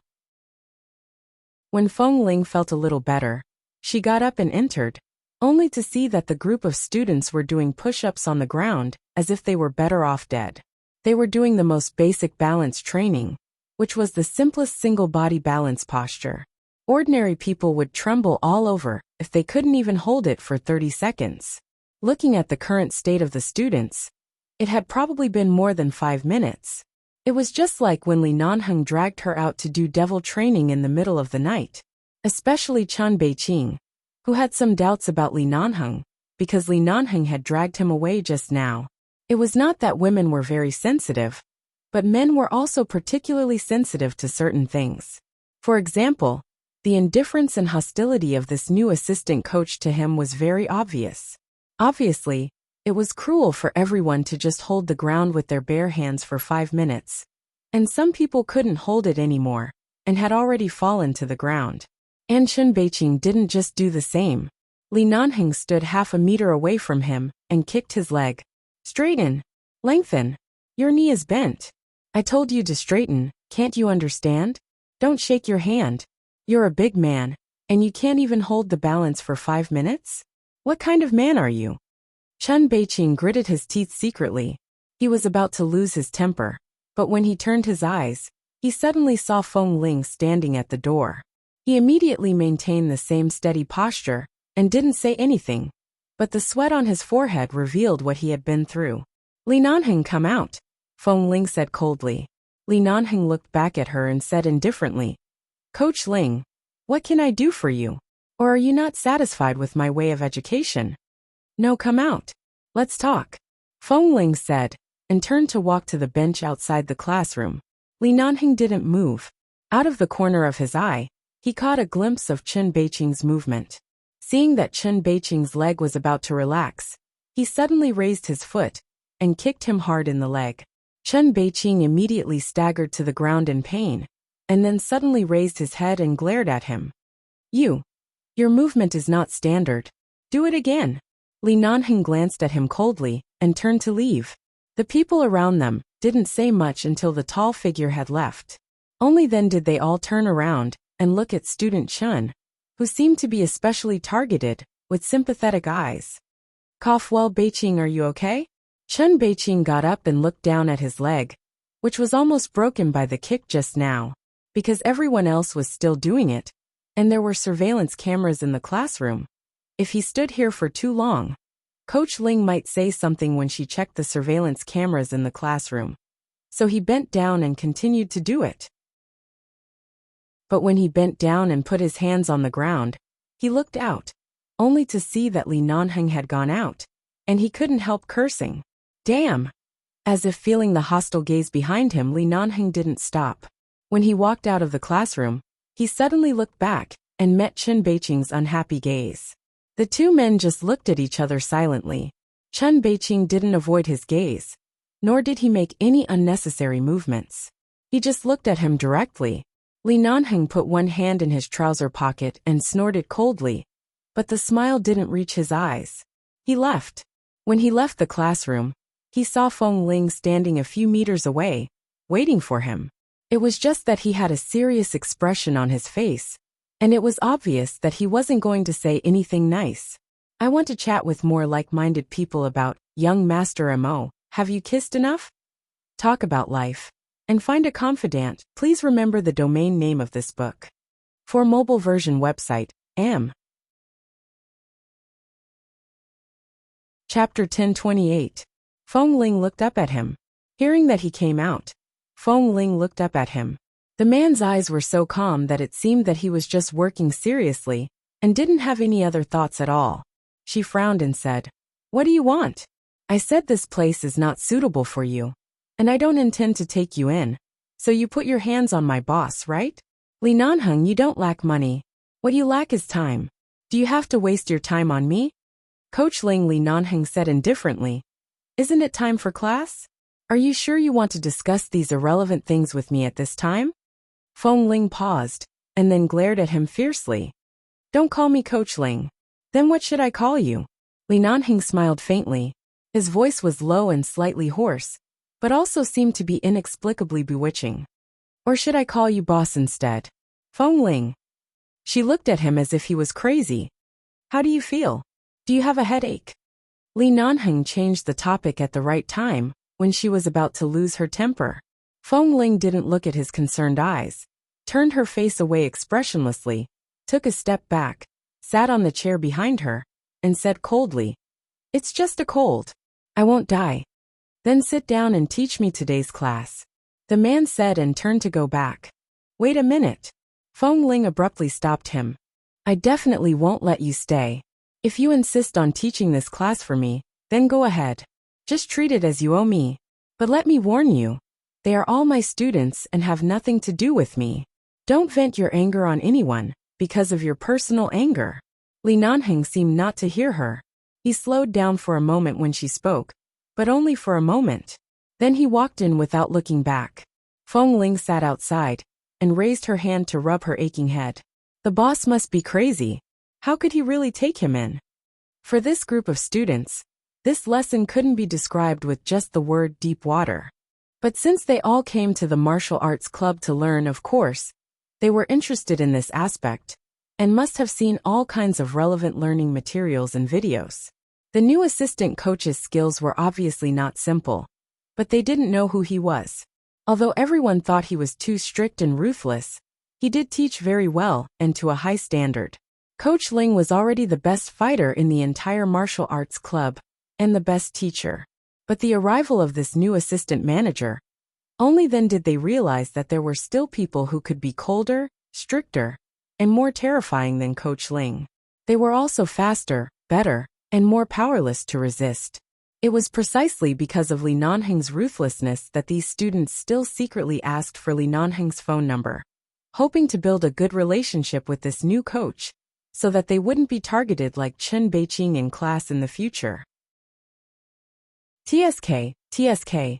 Speaking of student Chen, what he experienced tonight was simply inhuman torture. He was forced to do balance support training for half an hour, plus other difficult movements, each of which was like picking his bones, but he couldn't refuse and had to listen to Coach Li's instructions. When the class was finally over, he didn't even have the strength to call out Coach Ling's name, let alone think about Coach Ling. He lay on the ground dejectedly, too lazy to move. In the end, he was kicked by Coach Li, who warned him that lying on the ground was too easy and twisted his waist. After intensive training, lying on the ground like this would only distort his tight muscles and joints. He told him to get up and leave immediately, or stand up and lean against the wall. Chen Beiqing's anger and temper were all gone now. He didn't want to say a word. Today was also the first time that she was not invited to dinner after Chen Beiqing's class. Although she refused him every time, he was used to sending flowers before coming and asking if she wanted to have dinner with him before leaving. Even if he was refused, it had become a habit of his. But today, the office door that was supposed to be knocked on was pushed open by another man. It was not Chen Beiqing, but Li Nanheng, who had changed back to his black casual sportswear. "Boss Feng, come home from work. Shall I send you back?" Li Nanheng stood in front of the door, looking as if he was working hard. He looked like a proper person, and it really seemed like that was the case. The corner of Feng Ling's mouth twitched, because he called her Boss Feng. She really didn't want to talk to him, but this man was so determined in her life that she really couldn't imagine what he wanted to do next. "If you want to go back by yourself. I'll take a taxi back." Feng Ling lowered her head to sort out the lesson plans and videos on her desk, saying, "Also, please move away from my room next door." In just a few days after finding her, this man had occupied almost all of her living space. She was really caught off guard. She didn't know how to deal with it. "You know I live next door. It's convenient for you to drive, or take a taxi." "Why do you take a taxi?" "I still have things to do." Feng Ling didn't look at him. Li Nanheng took out a cigarette from his trouser pocket and said indifferently, "Go ahead. I'll send you back when you're done." With that, he went out to light a cigarette. Feng Ling sat in the office, and the man smoked near the bathroom outside. About 10 minutes later, the man came back, but Feng Ling was still sitting behind the desk. He took a chair and sat down without speaking. She didn't speak either. As time passed, everyone else had left, and only the two of them were left in the martial arts club. Seeing that he really didn't leave, Feng Ling looked up at him. But at the moment she raised her eyes, they suddenly met the man's eyes. He had been looking at her. At the moment when their eyes met, many images of the past suddenly appeared in Feng Ling's mind. Who would have thought that the person in charge of 11 Base would condescend to live in a cheap rental house in a place like Boston, and come to such a small martial arts club to beg to be her assistant? Even when she said she was busy, he would sit there quietly and obediently and patiently wait for her to finish her work without saying a word, like a child who had done something wrong and was trying to make up for it, and waiting for the adults to forgive him. "I want to chat with more like-minded people about young Master Mo. Have you kissed enough? Talk about life, and find a confidant." Chapter 1029.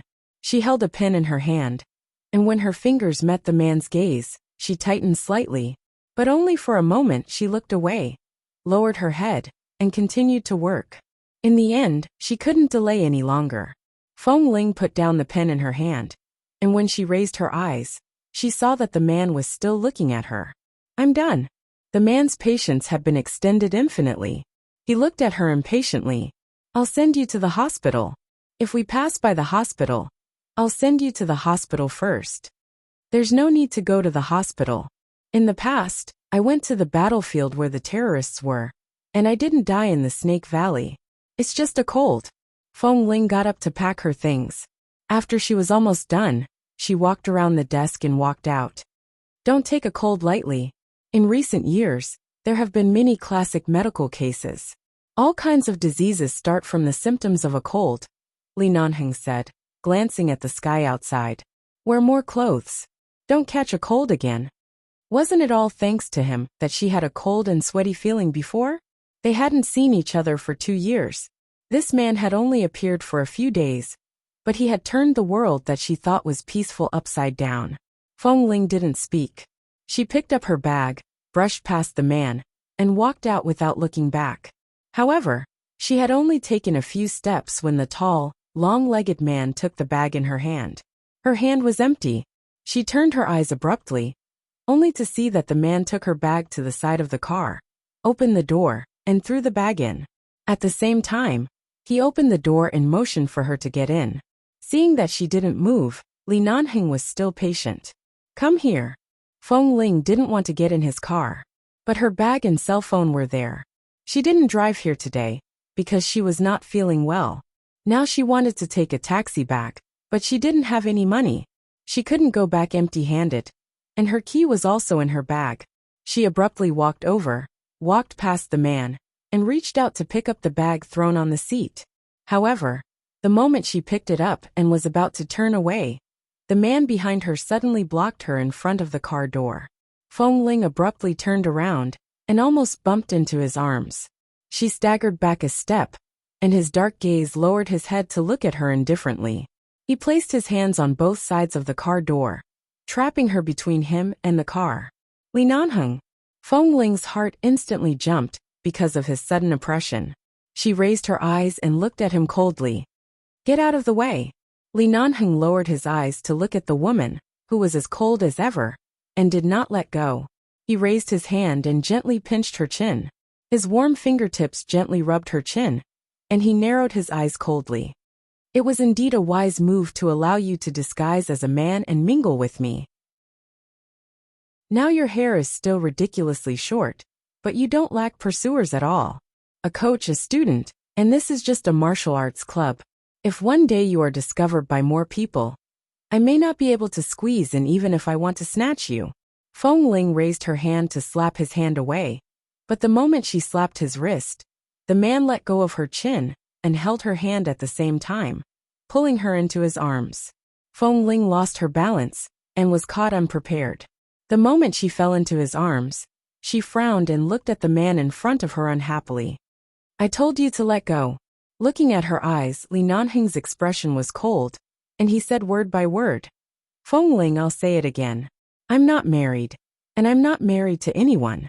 Don't stare at me with this disgusted look, as if you're looking at a married scumbag. Feng Ling tried to pull her hand out of his palm, but the man not only refused to let go, but pressed her hand against his chest, holding it very tightly. He had no intention of letting go. Whether you're married or not has nothing to do with me, she said angrily.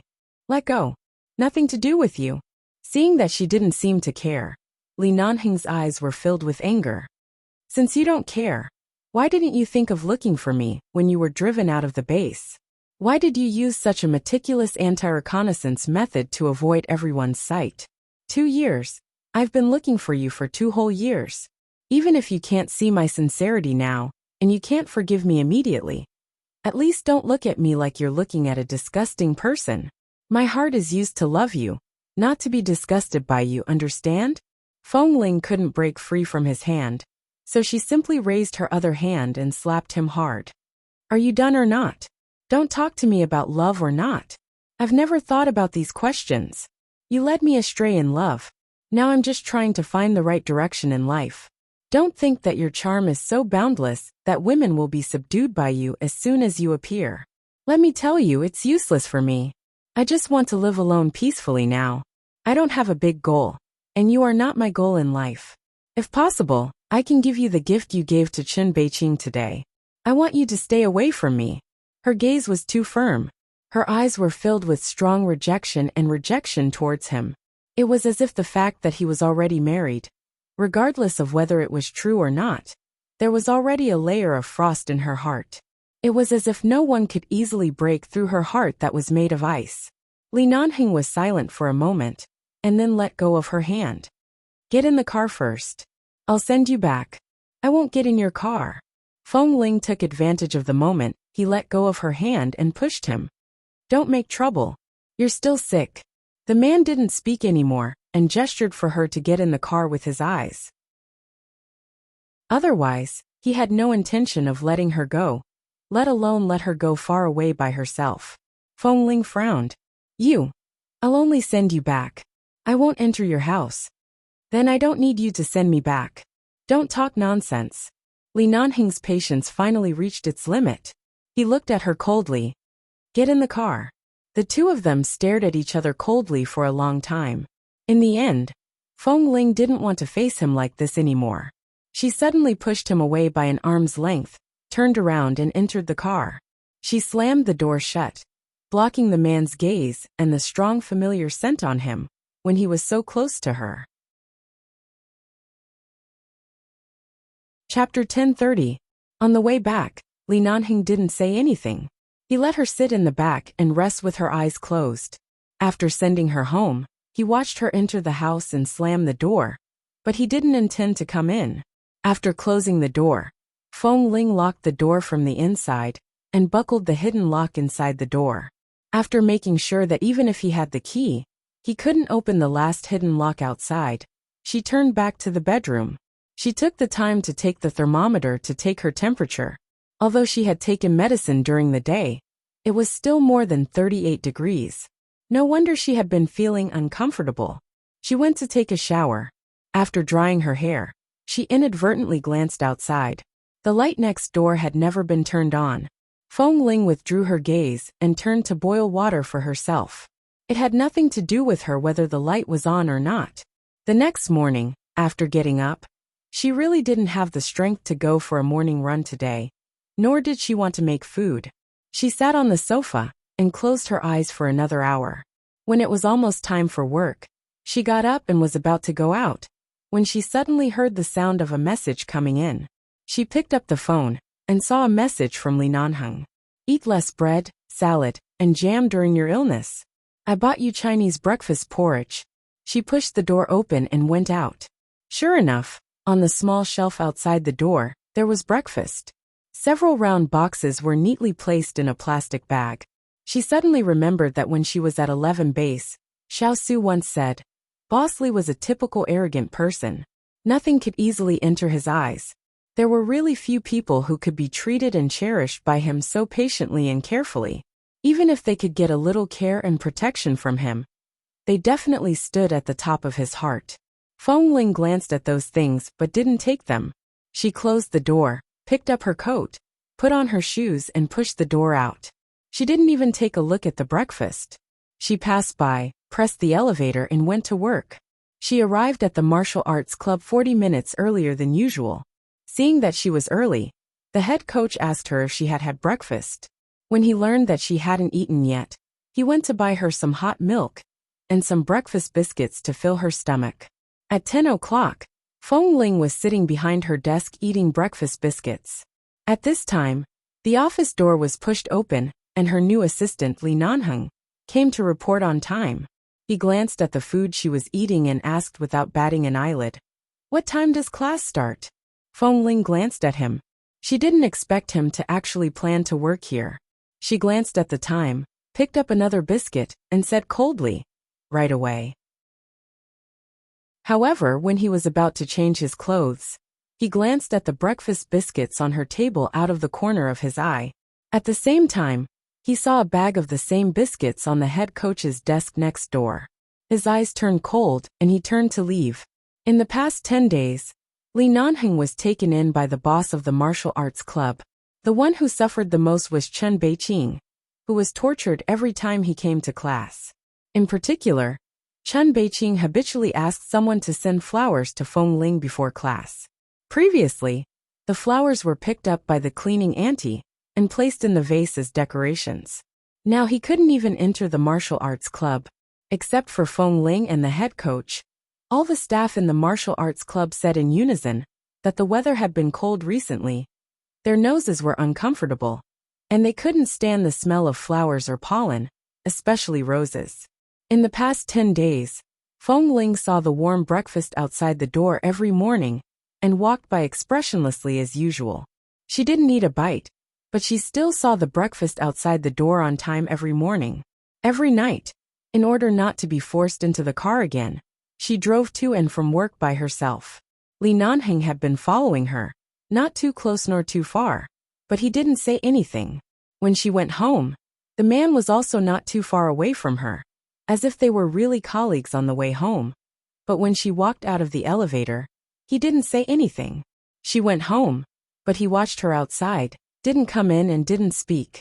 Every time she closed the door at night, the more miserable Chen Beiqing was the next day. Twice he lay on the ground and couldn't get up. He felt that he was about to be crippled by the new Coach Li. But when he went to the hospital for a checkup, he found that he was not injured at all. However, the movements that Coach Li asked him to do were all movements that could make people exhausted. They did not seem to have many ups and downs, but in fact they were very tiring. The kind of tiredness that could kill him after a long time. After 10 peaceful days, when Chen Beiqing heard a crisp sound from his arm again, he suddenly turned pale from the pain and tried to pull his hand back. But Nanheng looked at him coldly. The muscles and bones in your arm are so fragile. You can't even twist and balance. I'm afraid that even if you study here for another 10 years, you will still be a waste. Chen Beiqing was in so much pain that his forehead was sweating. He endured the pain, looked up at Coach Li who had been twisting his arm to the limit, and smiled at him. Do you really think I can't see why you are targeting me? We are all men. If we want to compete, we should be fair. Don't use your identity to target me. Are you sure Coach Ling can't see through your tricks? Li Nanheng looked at him indifferently, and didn't hide anything. He smiled and said in a voice that only he could hear, I'm afraid you won't have a chance to see my real means in this life. When you see it, you'll be dead. Chen Beiqing smiled, but the sweat on his forehead was still dripping. I just like 2 women at the same time. I accept fair competition. Li Nanheng smiled coldly. The moment Chen Beiqing said fair competition, he kicked Chen Beiqing's knee over. Chen Beiqing grunted and suddenly fell to the ground. His eyes were cold and his voice was as cold as a glacier. If you want to compete with me fairly, I'm afraid you'll have to cultivate for a few more years. Chen Beiqing was indeed in pain, but it was a lie to say that it wasn't painful. He gritted his teeth, stood up, looked up at Li Nanheng and sneered. If you like a woman, confess your love to her. Don't play these useless tricks here. Even I despise you, let alone her. I don't think she is nice to you at all. I'm afraid you have been rejected countless times. However, with another kick, Chen Beiqing staggered and fell to the ground again. Chapter 1031. Chen Beiqing endured the sharp pain all over his body. The moment he raised his head, he heard the man's condescending and cold voice. When I was honest with my woman, you were still sitting on a piece of diapers and playing with mud. Chen Beiqing frowned, and was about to stand up, when his shoulder was pressed by the man. The pressure exerted on him forced him to kneel on one knee, and couldn't get up. But Chen Beiqing could feel that Li Nanheng must have known Coach Ling longer than him. But even so, Chen Beiqing had no intention of admitting defeat or giving way.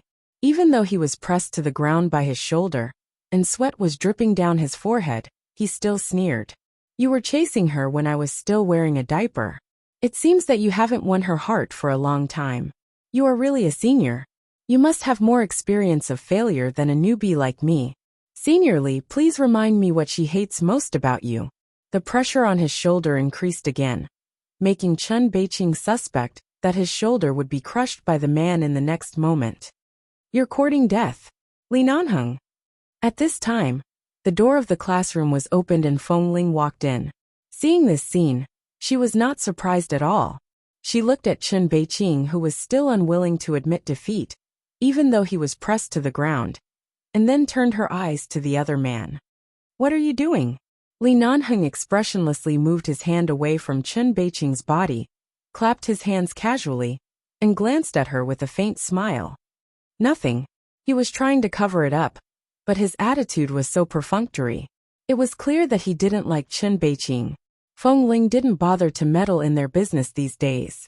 These two people were crazy. They fought with each other in the open, and in the dark every day. She really didn't want to interfere. Anyway, both of them were big trouble. If one of them died, there would be one less. Perhaps only when both of them were crippled would her world be peaceful. "The coach wants to talk to you. Come out for a while," Feng Ling said, and turned to leave. Seeing that Feng Ling didn't even bother to look at them, Li Nanheng shook off the man on the ground. Chen Beiqing half knelt on the ground, and also looked at the man who had turned to leave. Then the two of them looked at each other indifferently, and then looked away coldly and silently. When Li Nanheng also went out, Chen Beiqing got up from the ground, picked up a bottle of mineral water, and poured it on his head. After sobering up, he raised a towel and wiped his face with it. Then he looked outside, with one hand on his waist, gasped violently in the classroom, and slowly calmed his breath while pacing back and forth. He needed to think of a countermeasure, but after thinking for a long time, he found that he really didn't even know who Li Nanheng was. It seemed that it was not easy to compete fairly. In the office, when the coach saw Feng Ling, he came over with a smile, and was about to talk to her. When he suddenly caught a glimpse of Li Nanheng who came in, the smile on his face instantly disappeared, and he looked up at the man in front of the door. "The boss is not here these 2 days. Leave the things here to me for the time being. Recently, there have been a lot of people applying to be coaches in the martial arts club. Mr. Li, you don't have a good reason to come here. I don't know how good your martial arts skills are. It doesn't seem right for you to stand here and occupy other people's positions, just because you know some fancy martial arts. Why don't we find a time to have a match?" Li Nanheng's eyes were indifferent, and he even seemed to want to laugh. "You want to have a match with me? Since you say it so bluntly, I don't have to be too tactful." The coach snorted. "Let's find a chance to have a match, okay?" Li Nanheng put one hand in his trouser pocket and said indifferently, "You decide the time." Seeing his fearless look, the coach looked at his height and the well-proportioned muscles on his arms. He couldn't see it through his clothes, but he could feel that Li Nanheng's martial arts skills were not bad. In recent days, the male students in Feng Ling's class had also complained that the new assistant coach was very good at martial arts, but he was stricter than Coach Ling. When he was really harsh, a group of people would complain incessantly. Coach Li personally supervised the movements, and wouldn't stop until everyone was in a state of pain that was worse than death.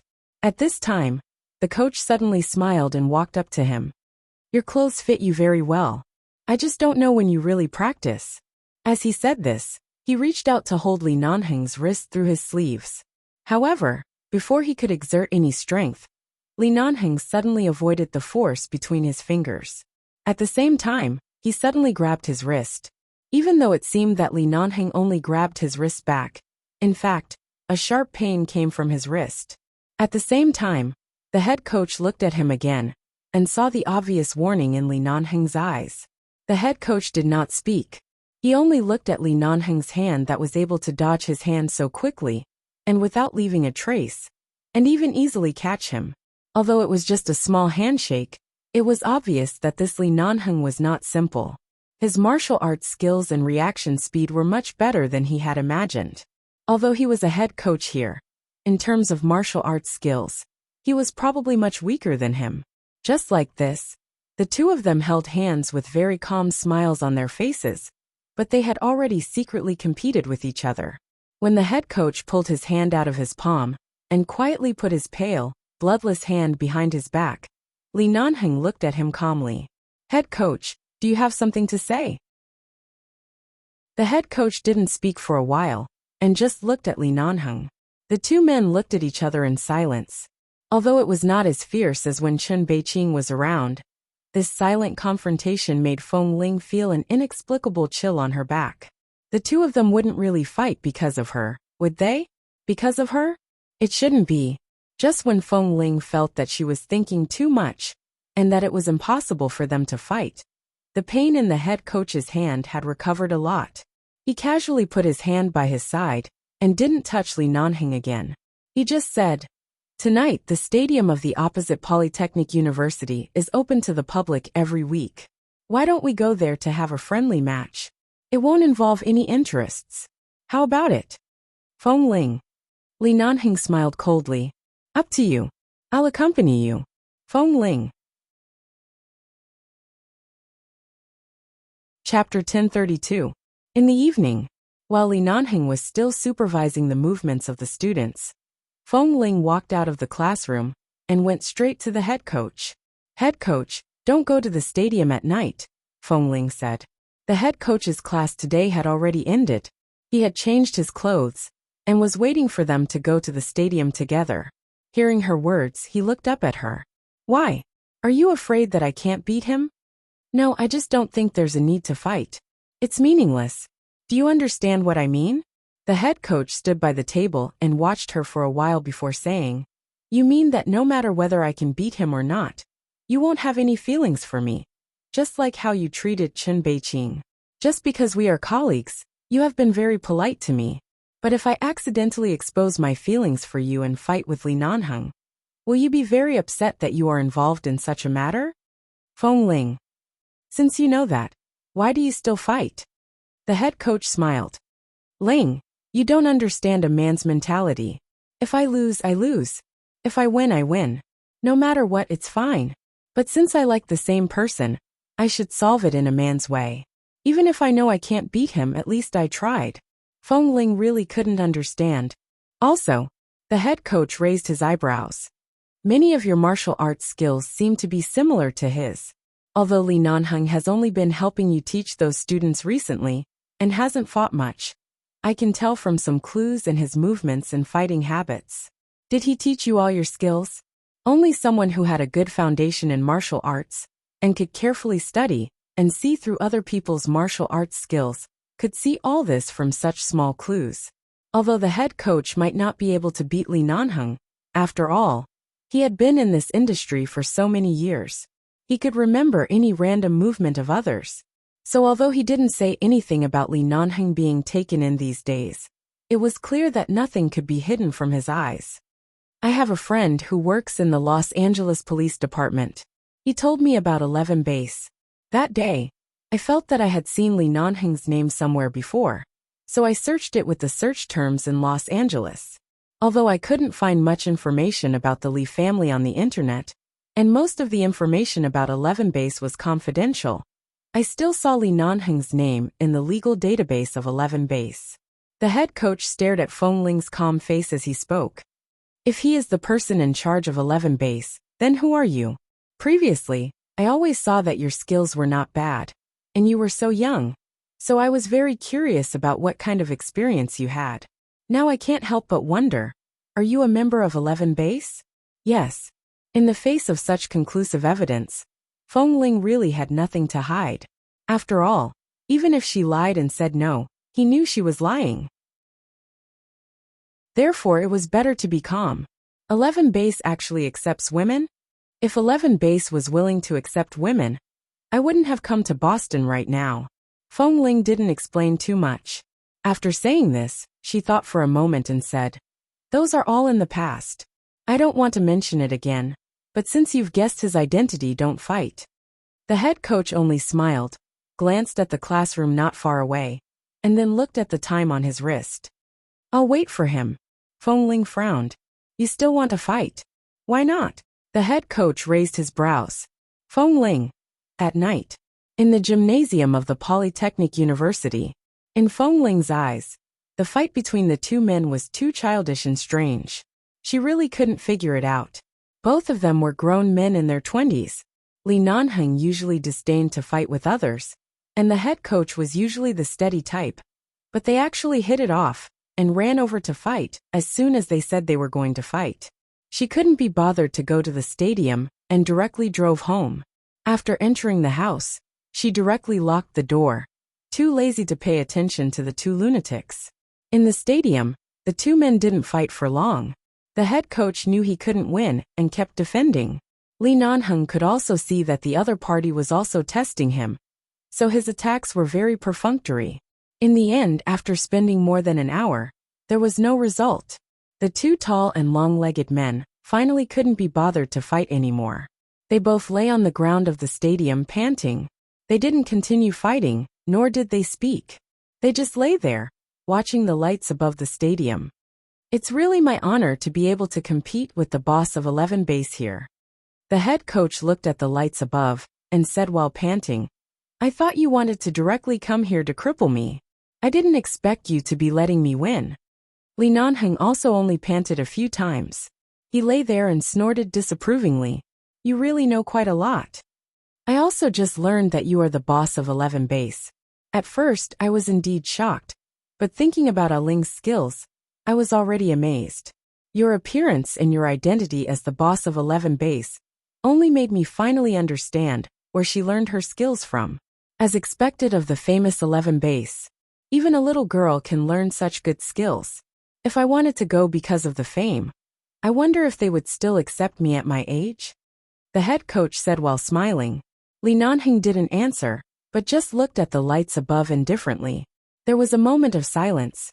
Finally, the head coach stood up, sat on the spot, and looked at the empty stadium, saying, although I don't know why Ling left your 11 base, in my impression, when she first came to our martial arts club a year and a half ago, she was so quiet that many of us wondered if she had a personality defect. Later, we found that although the way she taught the students in class was strict and indifferent, she was very meticulous and taught well. Over time, we confirmed that she just didn't like to communicate with others and never liked to talk nonsense. Moreover, she was very defensive and wouldn't get too close to anyone. At that time, except during class time, she was always alone. When we went to talk to her, she just looked at us silently and didn't have the slightest intention to integrate with others. She was like a loner. I began to notice her from then on. I really have never seen a girl with such a personality. The head coach smiled and said, inexplicably, I feel that under her silence, there must be injuries and thorns all over her body. Otherwise, she wouldn't have such a thick armor and wouldn't refuse everyone's approach. I have always been wondering what kind of experience she had. Chapter 1033. Li Nanheng did not speak. The head coach continued. After that, I asked her several times about her past, but she refused to say anything. She only said that it was not a good memory. In fact, I was more curious about where she learned to be so skilled. She was so young, but she didn't say anything. Even her name was Ling. This Ling is a mystery to all of us. But because she is really good at martial arts, the boss cherishes talent very much. Even though she is mysterious, he still kept her until now. Every time there's a festival, whether it's a Western festival or the Chinese New Year, which is very important to the Chinese, I find that she's always alone. She never celebrates a festival, and she never mentions her birthday. She goes to work and gets off work on time every day, and she still doesn't communicate with others. Now that we've known each other for a while, she occasionally talks to me, but it's all about work. She still doesn't talk about anything outside of work. If it weren't for you, Mr. Li, I would never have thought that this young girl used to be a member of 11 base. Now that I know where she came from, I'm even more curious. Why did she leave 11 base, and why did she treat you, who was her former boss, so coldly? All of her defenses and the hidden injuries all over her body. Just who was it that caused her to do all of this? You. Li Nanheng also sat up at this time. He silently looked at the front of the stadium and said indifferently, is the fight over? Can I go now? The head coach turned to look at him and suddenly chuckled. She is a mystery that we can't solve. Perhaps only you can understand. I wish you good luck. Li Nanheng did not speak and directly walked out. He sped all the way back to Feng Ling's residence. When he arrived outside, he looked at the tightly shut door. Without thinking, that woman had locked it from the inside again. Li Nanheng was about to turn to open the door next door, when his footsteps suddenly paused. There seemed to be some residual smell in the air. The smell was very faint, but it was very obvious. Out of the corner of his eye, the man saw a footprint on the ground left by the sole of a shoe, and then glanced at the open door of the safety passage escalator not far away. 10 minutes ago, Feng Ling was taking a shower in her room. After the shower, she heard someone knocking on the door. She was too lazy to pay attention to it. Hearing the person outside knocking persistently, she glanced at the light next door and thought that Li Nanheng had returned from the fight with the head coach. She didn't know whether he had won or lost. She guessed that if he won, he probably came to show off to her. If he lost, he probably came to vent his anger on her. Anyway, it was nothing good, so she was too lazy to open the door. However, she was annoyed by the knocking. She suspected that Li Nanheng was drunk. Otherwise, why would he knock so hard? She got up impatiently and walked out. She pulled the door open and said, "Li Nanheng, I'm warning you. In the future, don't." Before she finished speaking, she instinctively raised her guard when she saw the three strange men standing outside the door. At this time, no one else knew that she lived here. She thought it was Li Nanheng, so she walked out angrily and was unprepared. When she subconsciously wanted to close the door, the three people outside the door had quickly stepped forward and held her shoulders. When she struggled to fight back, another person directly pressed her against the door, picked up a slightly wet square cloth, and pressed it against her nose. The moment Feng Ling smelled the smell, she instinctively held her breath. However, because she took a breath, she was dazed for a moment. At this moment, the three men pressed her hands and feet, and then pressed the cloth between her nose and mouth. No matter how long Feng Ling had been trained to hold her breath, she still couldn't help but take another breath after more than 3 minutes. This second breath caused her to completely lose the strength to struggle. Earlier, she barely had the strength to raise her foot to kick them. At this moment, she fell down powerlessly. Seeing that she had lost the ability to resist, the two men behind her raised their hands and slammed the back of her neck. When the woman in front of them suddenly fell down softly, they looked at each other, carried her up, and slammed the door shut. In case they bumped into someone in the elevator, they opened the door of the escalator and quickly took her away. The night was beautiful. On a deserted road somewhere in Boston, a black car sped wildly. In the car, 3 men looked at the short-haired woman whose hands and feet were tied and lying motionless on the back seat. Is this the girlfriend that the Chen family's brat has been pining for? I'm not sure if she's his girlfriend, but he definitely likes her. I've observed for a long time. That brat orders flowers and sends them to her every day. Every day, he goes to that martial arts club just to catch a glimpse of her. In short, if we want the Chen family's brat and his father to hand over the thing, it's useless to find them. We might as well take this woman away. Based on that brat's feelings for her, he definitely won't sit back and do nothing. Was it this woman who stopped our men a year ago? Yes, it's her. This chick's skills are not bad.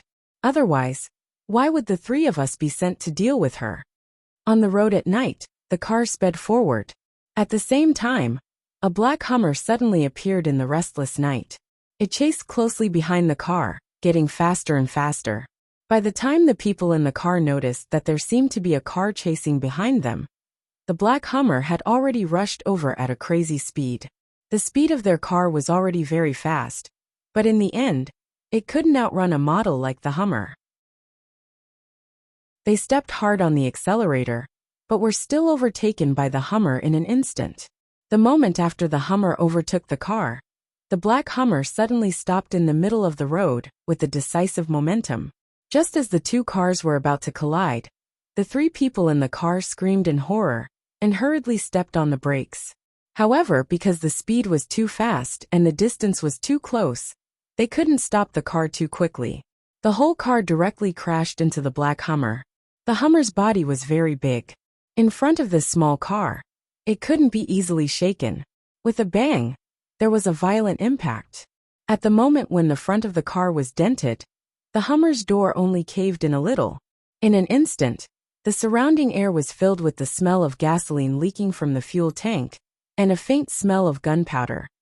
The 2 cars collided violently. When the 3 people saw that they couldn't stop, they hurriedly shrank back. They were almost unable to breathe because of the airbag. Chapter 1034. Feng Ling, who had been unconscious in the back seat, abruptly fell to the ground due to the impact. Her head hit the car door hard. She suddenly frowned and opened her eyes with some difficulty. Her vision darkened, but the smell around her and the situation around her allowed her to quickly figure out the situation in front of her, in a severe coma and dizziness. Feng Ling tried to struggle, but found that she had no strength. Her hands and feet were also tied tightly. In the darkness of the car, she turned around and saw the airbag popping out, and the three people who struggled out of the airbag and cursed under their breath. Her impression of the three people returned to the moment when the door opened, and she immediately frowned.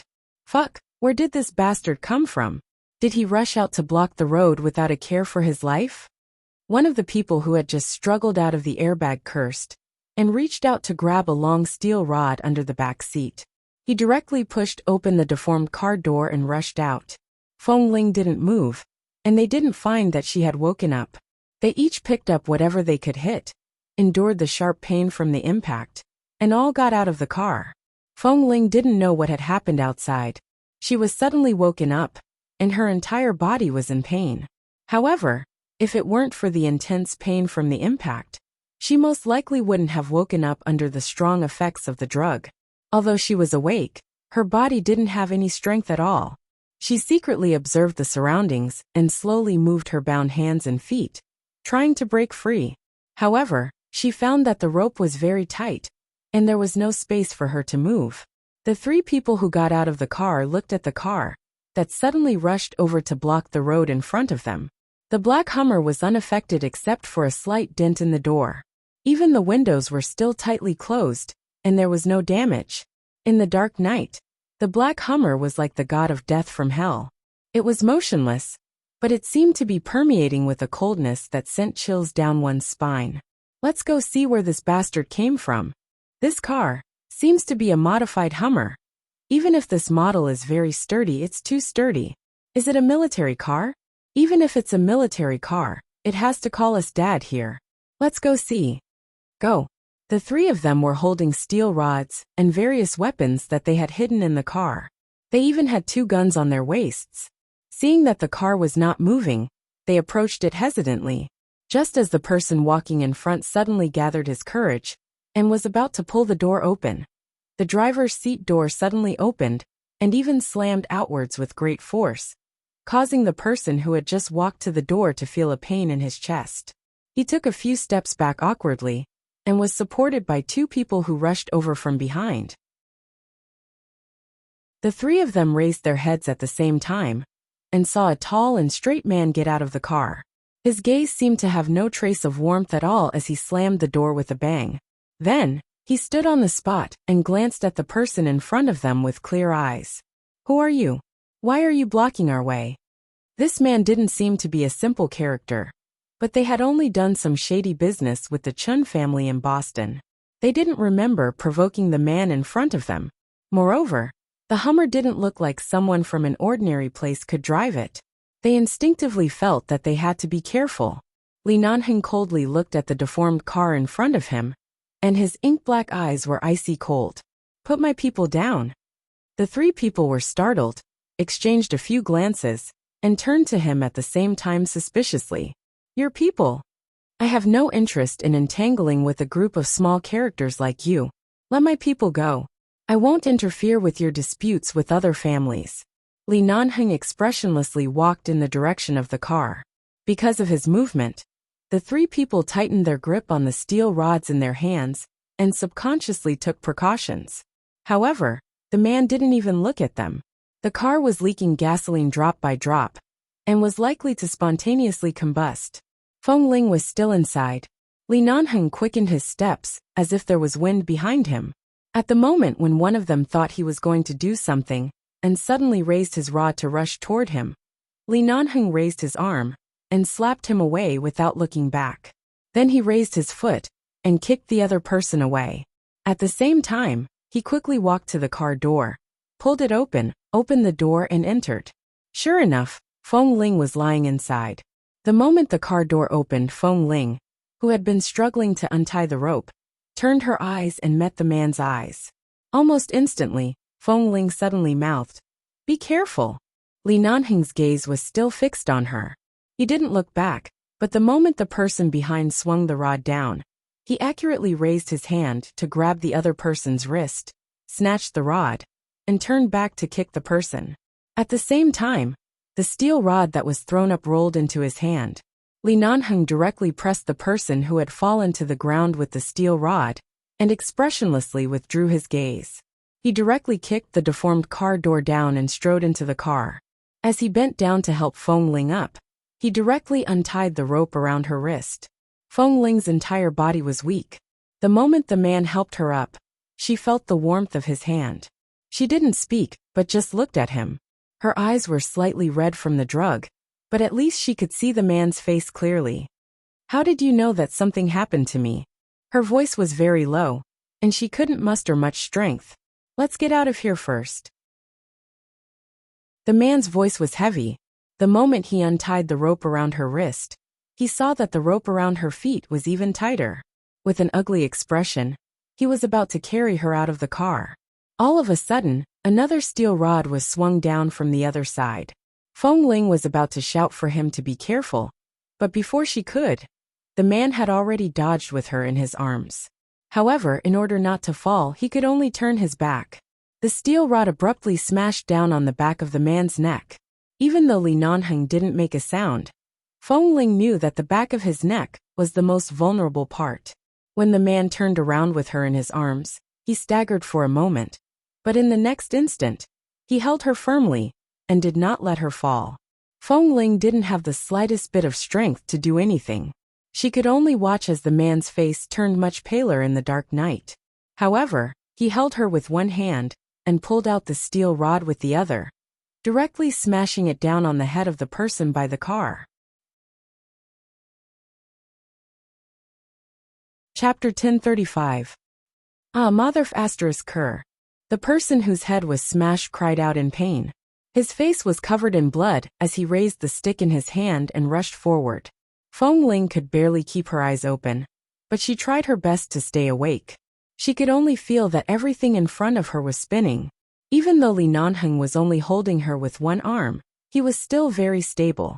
While holding her and dodging, she could still feel his nimble footsteps as he fought back. Even if she was a big burden in his arms, he just carried a 90-kilogram sandbag in his arms like when he was training in the base. He made sure that the sandbag in his arms would not be hurt when he fought with others, that the sandbag would not leak, and that he and the sandbag in his arms would be intact. All of this was obviously quite simple for Li Nanheng, especially when the three opponents were just ordinary people. They only had steel rods and knives in their hands.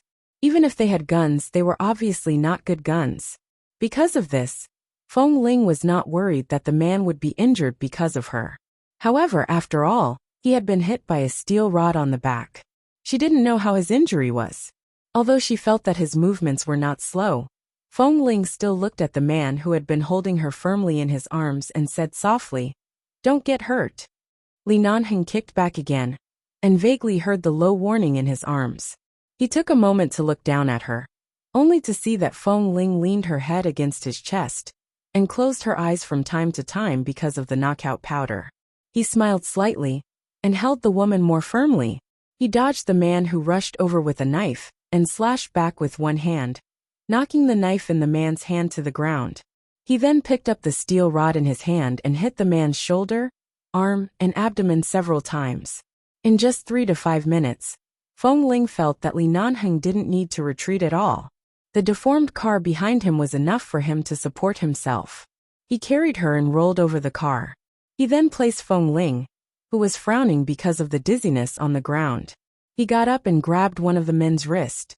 In an instant, there was only the sound of bones cracking and the man's heart-wrenching scream. Then the man hit the man's abdomen hard with his elbow until he spat out blood from his mouth. The man threw him to the other 2 men in disgust. He fell to the ground, staggered, struggled, and then lay there without the strength to move again. His broken wrist trembled on the ground, and he groaned in great pain. When the other 2 saw this, they were about to pull out their guns, but they didn't expect that at the same time, the man in front of them, who was obviously at a disadvantage in a one-on-one fight, had already raised a gun and was pointing it at their heads. The two of them stared at the black muzzle in disbelief. Then, they glanced at their comrade who was twitching in pain on the ground. That gun! Did he snatch it from him when he was beating up their comrade? What a fast hand speed! Seeing that even the gun was in his hand, the two men looked back at the deformed car behind them, and then at the man on the ground. At the same time, because of their injuries, they hesitated and took 2 steps back. This group of people only had conflicts with the Chun family in Boston, and had nothing to do with 11 Base, or the people in Los Angeles. They didn't know who the man in front of them was, but instinctively felt that they shouldn't fight anymore. They should run. Otherwise, not only would they fail to complete the mission, but the 3 of them would also die here tonight. Li Nanheng looked coldly at the 2 men who had begun to retreat, and his men had begun to pull the trigger on the gun. The 2 men were so frightened that their legs turned to jelly, and they took a few steps back. They clenched the steel bars and knives in their hands, and hesitated whether to pull out their guns or run away, when Li Nanheng suddenly shot one of them in the wrist. As the man screamed, and the steel bar in his hand fell to the ground with a clang, Li Nanheng's eyes were cold. Get out! Even if it was just a very light word. The 3 men who were injured to different degrees felt a chill in their hearts. The 2 men endured the great pain of their wounds, pulled up their companion on the ground, and then looked at the gun in Li Nanheng's hand in horror. There were still a few bullets in the gun. They knew very well that if this man wanted to kill them, none of them could escape. When the 3 men rolled and crawled along the road and limped away, Li Nanheng looked in their direction coldly, put down the gun, and looked back at Feng Ling, who was sitting against the deformed car with her eyes open and closed. Although Feng Ling couldn't stay awake, she could feel that she was basically out of danger now. She opened her eyes again, and saw that the man had come back. When he bent down, he carried her in his arms without saying a word. She leaned against his arms, pressed her head weakly against his shoulder, and closed her eyes. She wanted to speak, but couldn't muster the strength. The man expressionlessly carried her past the deformed car, and walked back to the black Hummer, which only had a slightly damaged door. He carried her in, placed her in the passenger seat, and helped her fasten the seatbelt. Feng Ling sat there, and opened her eyes to look at him. The man didn't speak. After fastening the seatbelt for her, he took off his coat, and folded it into a long square to cushion the back of her neck. This way, when she could barely sit still, she could lean more comfortably. Perhaps he didn't expect that Li Nanheng, who had a rough personality, would be so meticulous in taking care of others. Feng Ling glanced at him, and the man had already closed the car door. It wasn't until the man walked around the car and sat in the driver's seat that Feng Ling turned to look at him. But from this angle, she could only see the man's firm chin and his cold, slightly pale face. Although the paleness was not very obvious, it was impossible for him to not feel the blow on the back of his neck. After all, she was almost kidnapped. After all, she had just been saved by him. Right now, she couldn't say anything to save face or thank him. She just looked at him until the man started the engine and took her away from the road, away from the car that had been completely deformed. The tall black Hummer sped on the road. At this moment, Feng Ling's entire body had relaxed. She allowed the drug that had been keeping her awake to take effect again, and closed her eyes to fall asleep. I want to chat with more like-minded people about rebirth of a warm marriage, sweet wife, new release, about life and looking for a confidant. Chapter 1036. When Feng Ling woke up again, she had already returned to her bed at home. Her head was still a little dizzy, but at least it was only the after effect of the drug, and she did not feel much pain. She sat up on the bed and looked around. Then, she lowered her head and saw that the clothes she was wearing had not changed. It was still the one she was wearing when she was knocked out and kidnapped. At that time, she had just taken a shower and changed into a loose and comfortable set of clothes. This was the one she was wearing. She got out of bed and walked out of the bedroom.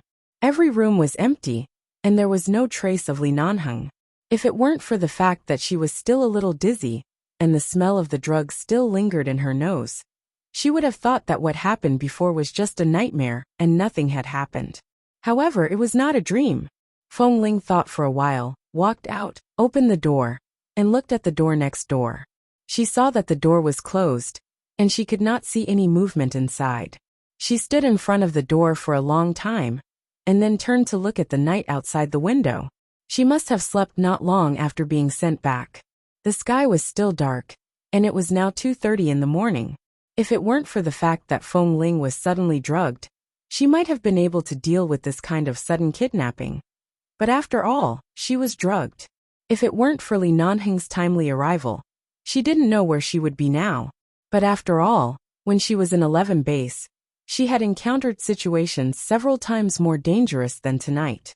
This kind of small matter was obviously not worth mentioning to Li Nanheng, so it seemed that there was no need for her to thank him.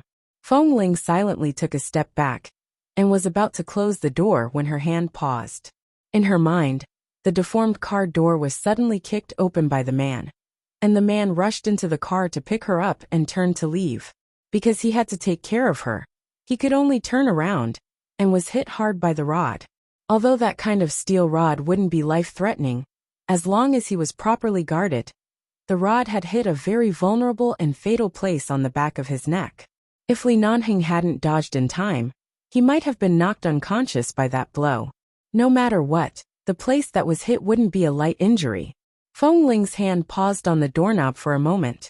A moment later, she walked out, and was about to knock on the door next door, when she suddenly heard the door behind her close automatically. Feng Ling. She looked back at the door of her house behind her. She seemed to have forgotten to bring her keys with her. Feng Ling stood alone in the corridor under the automatic sensor lights. After a moment of silence, she walked over and knocked on the door. After knocking a few times, it was still very quiet inside. Then she knocked again. About half a minute later, she heard footsteps coming from the other side of the door, until the door was opened. The man inside the door had already showered and changed his clothes. His hair was clean and fluffy, and he looked like he was ready to sleep. He only glanced at her outside the door. Without saying a word, he let go of the door, and turned to walk in. Seeing that he intended to let her in, Feng Ling couldn't go home right now. After all, she didn't bring her keys. If she wanted to go back, she would probably have to ask Li Nanheng for his backup key. She walked in and stared at the man's back. She was not in the mood to observe the decoration and environment of his room. She didn't care whether this house was rented or bought by him. These were not the focus of her attention. Is the injury serious? She walked in and closed the door, then went straight to the point. Li Nanheng casually picked up a box of cigarettes on the coffee table, tilted his head, and lit it. He then looked back at her and asked as though nothing had happened. What injury? Feng Ling walked over and stood about a meter in front of the man. She looked at his face that was still slightly pale, even after taking a shower and resting for a while. Even through the white disguise he spat out to cover up everything, she could still see it clearly. Although I was drugged at the time, my mind was still clear. The blow you received wasn't light. Is that so? Li Nanheng narrowed his eyes and took another puff of his cigarette. He said disapprovingly, "There are no wounds or blood. It's a small injury. It's not worth mentioning." Feng Ling looked at him coldly. Do you think I'm a 3-year-old child again? If it's just a superficial wound that can see blood, it might be better. But this kind of blow from a steel rod is all below the skin. If it's the weak part behind the neck, it's very likely that you'll be crippled. Why can't I just dodge? Even if I fall down, I won't die. Have you ever thought that you might be killed by that blow? Li Nanheng glanced at her, his expression calm. Even if I die, I won't let you fall down. Feng Ling looked at him speechlessly. I won't be touched. And I know. The man took another puff of his cigarette. His expression was deep, as though he knew how heartless and unscrupulous she was. Feng Ling glanced at his home clothes and said softly, Take off your clothes. Let me take a look. Li Nanheng's brows moved slightly in the white disgust. And, you want me to take off my clothes? Feng Ling's gaze was impatient. She said coldly, Let me take a look at your injury. The man did not move. He just stood there quietly and curved his lips lightly. There's no need to look. I said it's a small injury. There's nothing to see. Li Nanheng, as a man, don't dawdle. I just want to take a look. I didn't say I would be responsible for your injury. You have to at least let me know. After all, it's the back of the neck. Feng Ling lost her patience and stepped forward to tug at his clothes. However, the moment the woman suddenly approached, Li Nanheng lowered his eyes to look at her. When she suddenly raised her hand to tug at his clothes, the man grabbed her hand and pressed it against his chest. Feng Ling faltered. She could feel the temperature of the man's body through a layer of clothes. It was clearly a normal body temperature, but for some reason, it was so hot that her entire hand and arm seemed to be burning. She rushed to pull her hand out, but the man pressed her hand heavily. He held her with one hand and put the other in his trouser pocket. With half a cigarette in his mouth, he narrowed his eyes and looked at her through the smoke. He looked extremely roguish. Then all the more you can't look. If you say you want to be responsible for me, I'll take off my clothes for you to see now. Since you said you won't be responsible, why should I take off my clothes? Do you think I like to take off my clothes in front of women? Li Nanheng seemed to be smiling as he spoke with the cigarette in his mouth. Chapter 1037. Li Nanheng sneered. He took the cigarette out of his lips and put it out in the ashtray beside him. At the same time he said, "You weren't a woman in front of me at that time. 1 second to remember. There's no pop-up window for free reading. Feng Ling. There's no difference between now and the past. You can treat me as a man. There's a difference. Perhaps the man was still affected by the injury on his neck, or perhaps he hadn't rested well, or perhaps because he had just smoked, his voice was low and hoarse. Feng Ling couldn't be bothered to argue with him, nor could she be bothered to ask him what the difference was. The man said hoarsely, "Right now you're a woman, and the woman I like." The sudden confession might be a fatal blow, but Feng Ling said expressionlessly, "As a married man, aren't you ashamed to say such words?" Li Nanheng raised his brows. "How many times do I have to say it? I'm not married anyone. From the beginning to the end, there's only you. Can't you believe me?" Feng Ling remained expressionless. "I'm not interested in your matters. Right now, I just want to see your injury. Don't talk to me about useless things." Li Nanheng immediately smiled. His handsome face was slightly pale, but his smile actually looked a little harmless. "I just saved you. I didn't ask you to repay me with your body. Can't you say something nice?" Feng Ling remained expressionless. "You personally killed the enemy and saved many members of 11 Base. Does everyone have to repay you with their bodies?" Li Nanheng choked. For the first time in his life, he found that Feng Ling, this adorable and stupid little wolf girl, who came out of the jungle, could have such a sharp tongue. There were even times when he couldn't refute her for a while.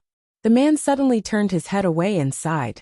He looked at her and said, "I don't need you to do anything. At least give me a smile, okay? Aren't you tired of talking with a stiff face? There's nothing funny if I can't smile." Feng Ling didn't want to talk nonsense with him. While he was about to turn to sit on the sofa, she suddenly reached out and pulled a large piece of his shirt down. In an instant, the bruise on the back of the man's neck extended from his neck to more than half of the wound on his back. Li Nanheng paused because of her movement.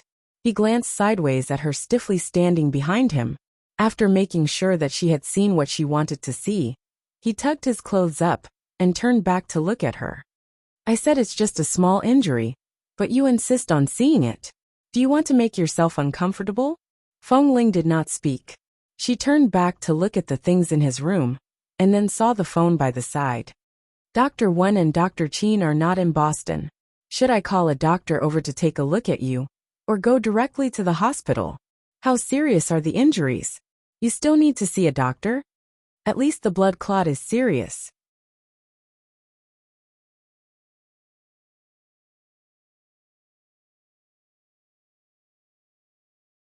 Li Nanheng looked at her back.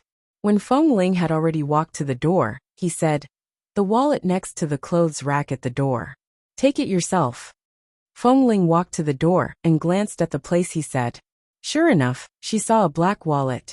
She hesitated for a second, picked it up, took out 2 bills from it and walked out. Although it was cold outside, she only took the elevator down and asked the security guard to go to the convenience store opposite to buy some medicine. She didn't need to go out, so the medicine was bought smoothly. Feng Ling returned with the medicine and saw that Li Nanheng's door was not closed. She looked at her closed door again. She didn't know if he had the key. If he didn't, would she have to stay with him for the whole night? And tomorrow was the weekend. Chapter 1038. The corridor outside the door was still a little cold. After standing for a while, Feng Ling felt a little cold. She had no choice but to pass by her closed door and walk to the half-open door next door. She actually went downstairs to ask the security guard to buy medicine for her. It took her no more than 20 minutes, but it was clear that Li Nanheng was really sleepy. He sat on the sofa to wait for her, but when she entered the door, she saw that the man had fallen asleep on the sofa. Although he was asleep, the man was still leaning against the sofa. His face was slightly paler than usual, but there was no change in his expression. It was as though the wound on the back of his neck was not a serious injury, and he didn't take it seriously at all.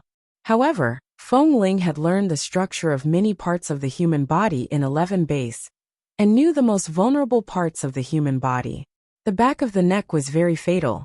Even if he didn't die, he would definitely faint. Even if he didn't faint, he would definitely be affected to a certain extent. She couldn't just ignore it, and had to check it carefully. She wanted to take the opportunity to help him apply medicine, to see if the injury was serious. But he actually fell asleep just like that. She walked in and placed the medicine on the coffee table. She stood by the sofa. Although she didn't want to look, there seemed to be nothing related to her in this room. She stood by the side, and her eyes finally fell on the man.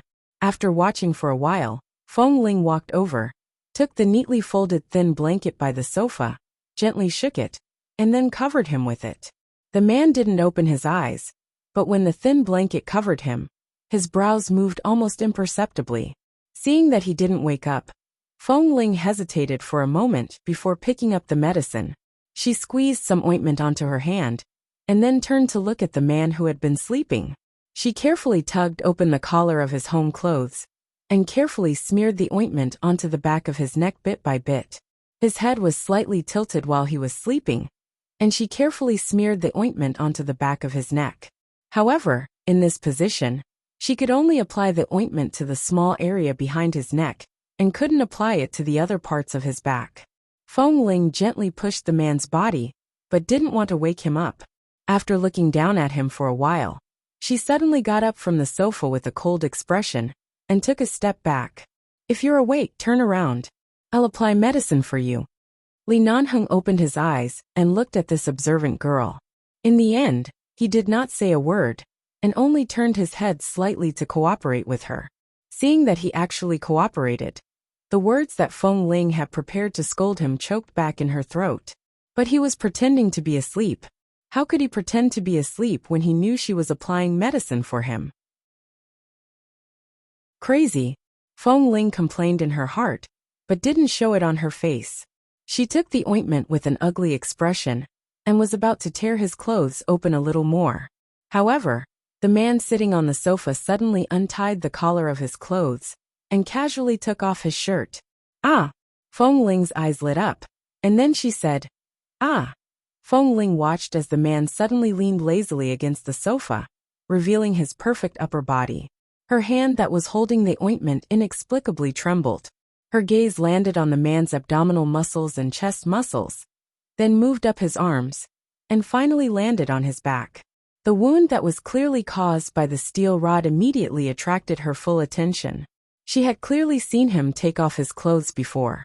She also admitted that when he didn't treat her as a woman, he often walked in front of her with his upper body bare.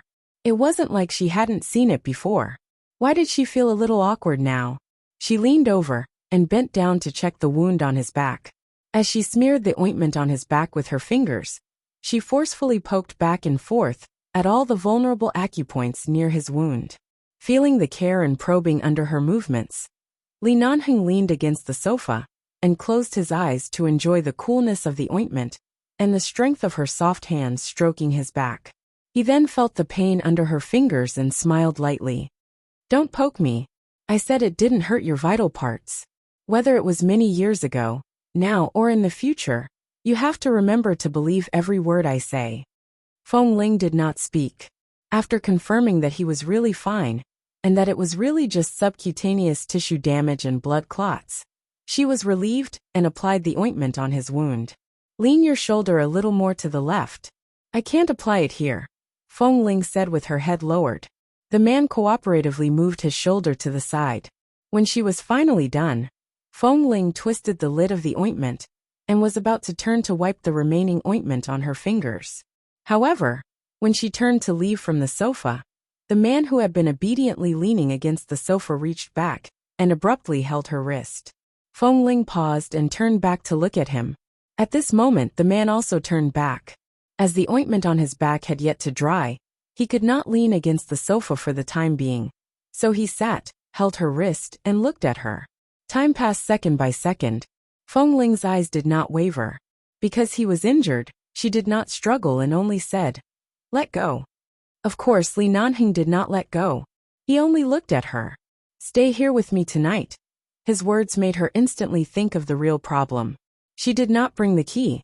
Feng Ling tugged her hand out of his palm, turned away from the sofa, threw the ointment back on the coffee table, and then took out a tissue to wipe the remaining ointment on her fingers. As she wiped it, she walked around the coffee table to the other side, still maintaining a suitable distance from him, and then threw the tissue into the wastebasket by the side. Without replying, Li Nanheng sat on the sofa and did not move. Looking at her distant appearance, he said, "I really don't have another backup key here. It's not a suitable time to ask someone to open the lock for you at this time. I'll ask someone to open the lock tomorrow morning. For now, sleep here first. It's only a few hours before dawn. I won't sleep." Feng Ling glanced at the time. "If you want to sleep, go ahead. I'll just sit in the living room for a while." Li Nanheng looked at her motionlessly with his ink-like deep eyes. "I'll sit with you. No need." Feng Ling looked at the man's pale face. "You're injured. You should rest." "I just slept, so I'm not sleepy now. Besides, I can't sleep well in an unfamiliar environment. Even if there's only a wall between us, this is not my place. Can you let me sit here for a while? I want to be alone." Chapter 1039. Li Nanheng didn't move and still sat there. Then I'll stay here with you." Feng Ling glanced at him. "Didn't you hear the point?" "What?" "I said I want to be alone." Li Nanheng looked at her for a while, and then seemed a little embarrassed. He coughed and picked up the clothes on the sofa and slowly put them on. It seemed that his back was really hurting. When he put on the sleeves, he didn't take them off as quickly as before. After his arm froze for a while, seeing that Feng Ling had no intention of helping him put on his clothes, he finally put them on by himself. "You can cover the thin blanket on the sofa. If it's not warm enough, there is a bed and a quilt in the next room." Li Nanheng stood up. After all, he knew that Feng Ling had no patience for him now. It was useless for him to adopt the previous aggressive method. He could only take it slow and not rush at all. Feng Ling didn't reply. After he stood up, she picked up the thin blanket on the sofa, folded it, and put it aside, as if she wouldn't cover what he had covered. Li Nanheng felt a breath stuck in his chest. He looked at her, and raised his hand to move his arm gently. After pulling the wound on his back, his face turned pale again. Feng Ling glanced at him. "Why aren't you resting? Why are you walking around me? If you mind me being here, I'll go out now. It doesn't matter if I stand in the corridor for a few hours." Even if he wanted to stay a little longer, he couldn't. Li Nanheng looked at her sullenly. He wanted to speak, but Feng Ling looked away and didn't look at him anymore. Damn it. Li Nanheng had never met such a difficult person in his life, and she was even a woman. "Rest early." After the man finished speaking, he no longer waved his arm in front of her, and turned to return to the bedroom. The living room returned to silence. The man's strong, clear, and unique scent finally left. Feng Ling finally felt that she could breathe deeply. After sitting on the sofa for a while, she lay down on the sofa. Although the surrounding environment and the living room looked unfamiliar, She didn't seem to be particularly uncomfortable. The drug had not completely dissipated, and in fact her head was still hurting. She lay there for a while, looking at the simple and clean living room, and then at the snow-white walls. In her mind, she was suddenly woken up by the car and rolled out of the back seat. When she woke up, she saw Li Nanheng pull open the deformed car door and jump in. No matter how long he closed his eyes, he couldn't erase that scene from his mind. In the end, Feng Ling turned over on the sofa and forced her head into the corner of the sofa. The next morning, Feng Ling didn't know how long she had slept. In short, she couldn't sleep at first. Later, she fell asleep in a daze, but she still had a lot of dreams. It had been a long time since he had had so many dreams. It wasn't until daybreak that he finally managed to sleep soundly. There seemed to be a faint smell of food in the air. It was very light and a little strange. It was really strange. Because of this smell, she had to open her eyes. When she saw that it was daybreak, she followed the direction of the smell to the kitchen door. From this angle, she could only see a corner of the man's back. Feng Ling looked in that direction in confusion. She got up and walked over. When she arrived at the kitchen door, she saw that a patient who had been hit by a stick yesterday was standing in the kitchen. He broke 2 eggs and put them on a plate. Then he used chopsticks and stirred the eggs awkwardly. When she saw the man turn on the rice cooker by the side, she saw that there was porridge inside. However, the porridge seemed to have less water. It was very dry, as though he had accidentally added too much water to cook rice. When she saw the man pour the eggs into the frying pan, Feng Ling couldn't stand it anymore. She walked over. "What are you doing?" The man flipped the egg pancake in the pot with his chopsticks and glanced at her. "Why don't you sleep a little longer?" Feng Ling looked at the miserable egg pancake in the pot.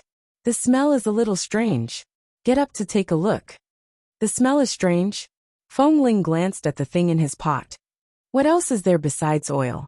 "I put some honey in it. Don't all girls like sweet food? I created a honey fried egg pancake." Feng Ling. In the past, she knew that young Master Li was good at everything except cooking. When she lived in his apartment, she had eaten the food he cooked personally several times. How should she put it? It was cooked and wouldn't hurt her stomach, but the taste was very terrible. It was so terrible that except for someone like her who grew up in a wolf pack, it should be difficult for others to swallow. But she didn't expect that after more than 2 years, he didn't grow at all. "Are you going to make breakfast?" Feng Ling asked. Li Nanheng gave her a, "Do I look like I'm making dinner?" expression. Feng Ling pursed her lips and suddenly reached out to take the frying pan from his hand.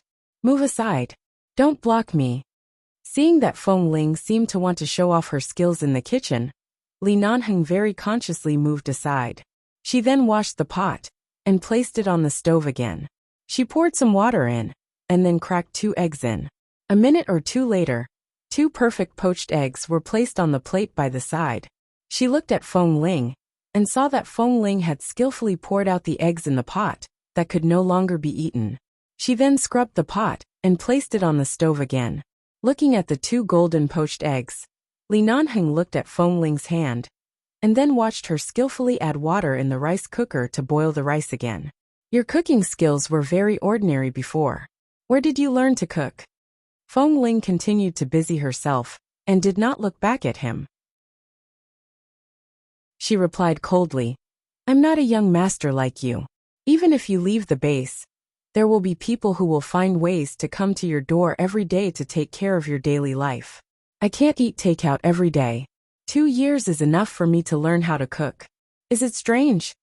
Li Nanheng saw that she was indeed more skilled than when she cooked 2 years ago. Standing by the side, watching her movements, the corners of his mouth inadvertently curved up. Feng Ling really couldn't stand his cooking skills. The food clearly didn't taste good, and he was injured. What on earth was he doing in the kitchen early in the morning? She didn't say that she would have breakfast here. Would she eat it even if he cooked it? And it tasted so bad. She tidied up the things in the kitchen, prepared the other ingredients, and prepared a few good dishes for breakfast. She was about to take the plates to the dining table outside when she suddenly saw that the man had been watching her by the side. Feng Ling suddenly paused and raised her eyes to see that the man was looking at her, as though he was looking at a little wife.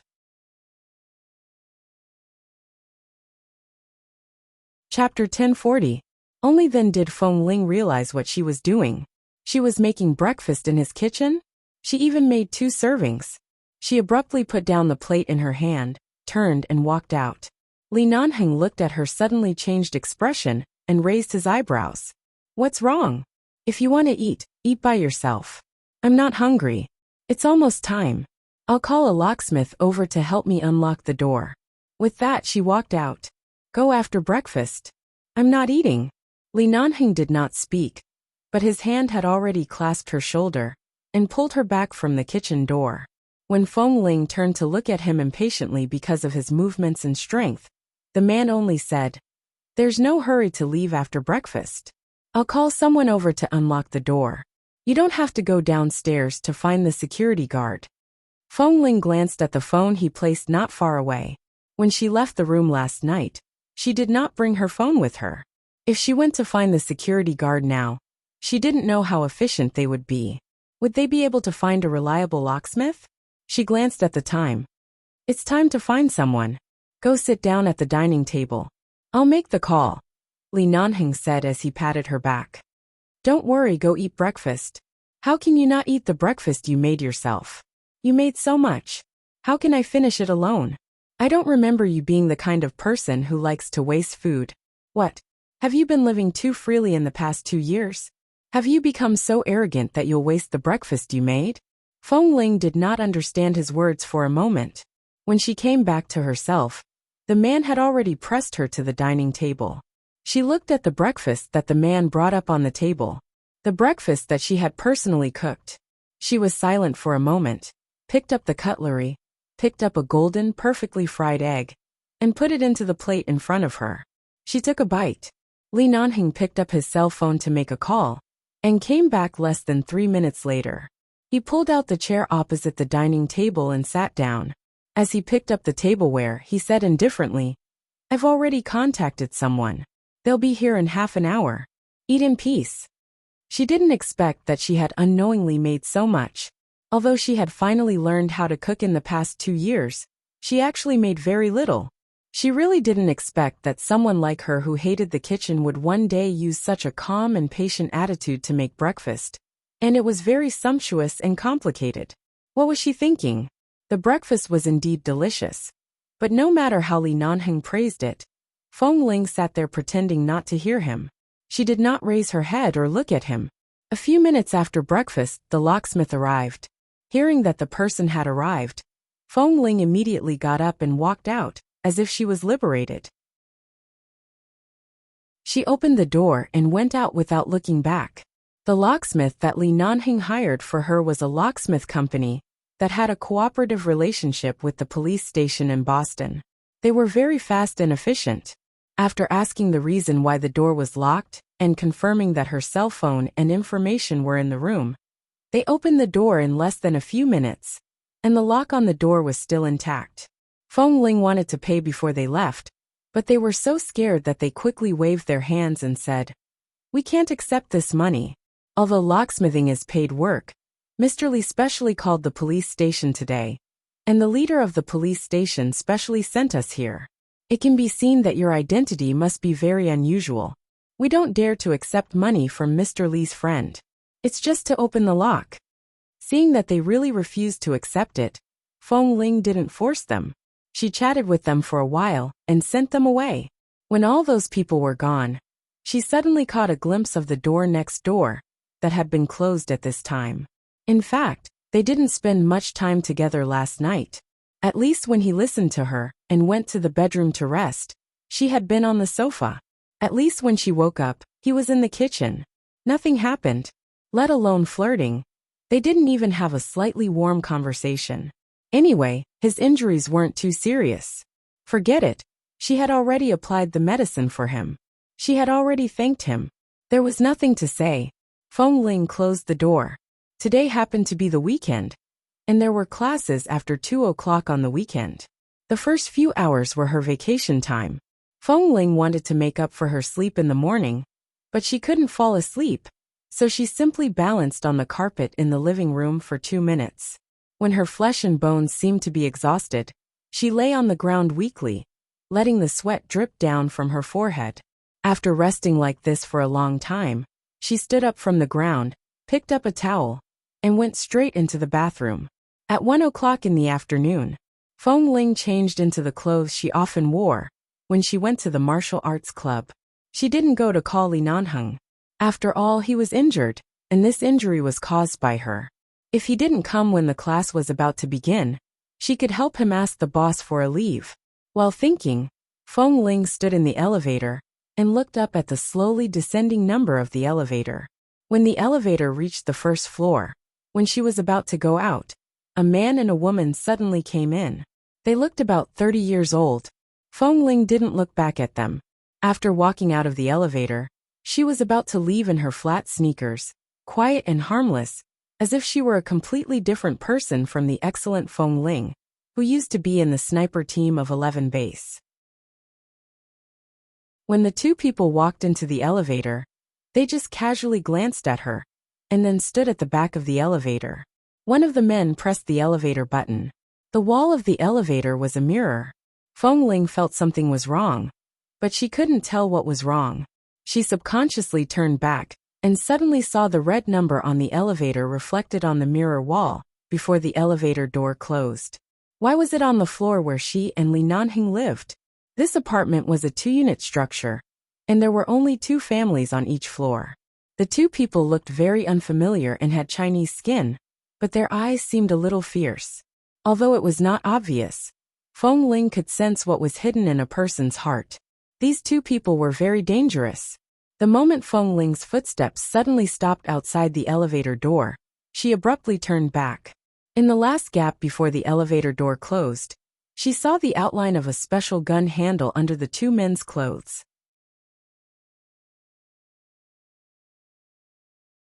Chapter 1041. Feng Ling did. Others couldn't recognize the outline, but Feng Ling did. Her eyelids twitched violently. The 2 of them had guns, and their aim was precisely on that floor. But they obviously didn't know her. So who were they after? The answer was obvious. Seeing that the elevator door had closed, Feng Ling's footsteps paused.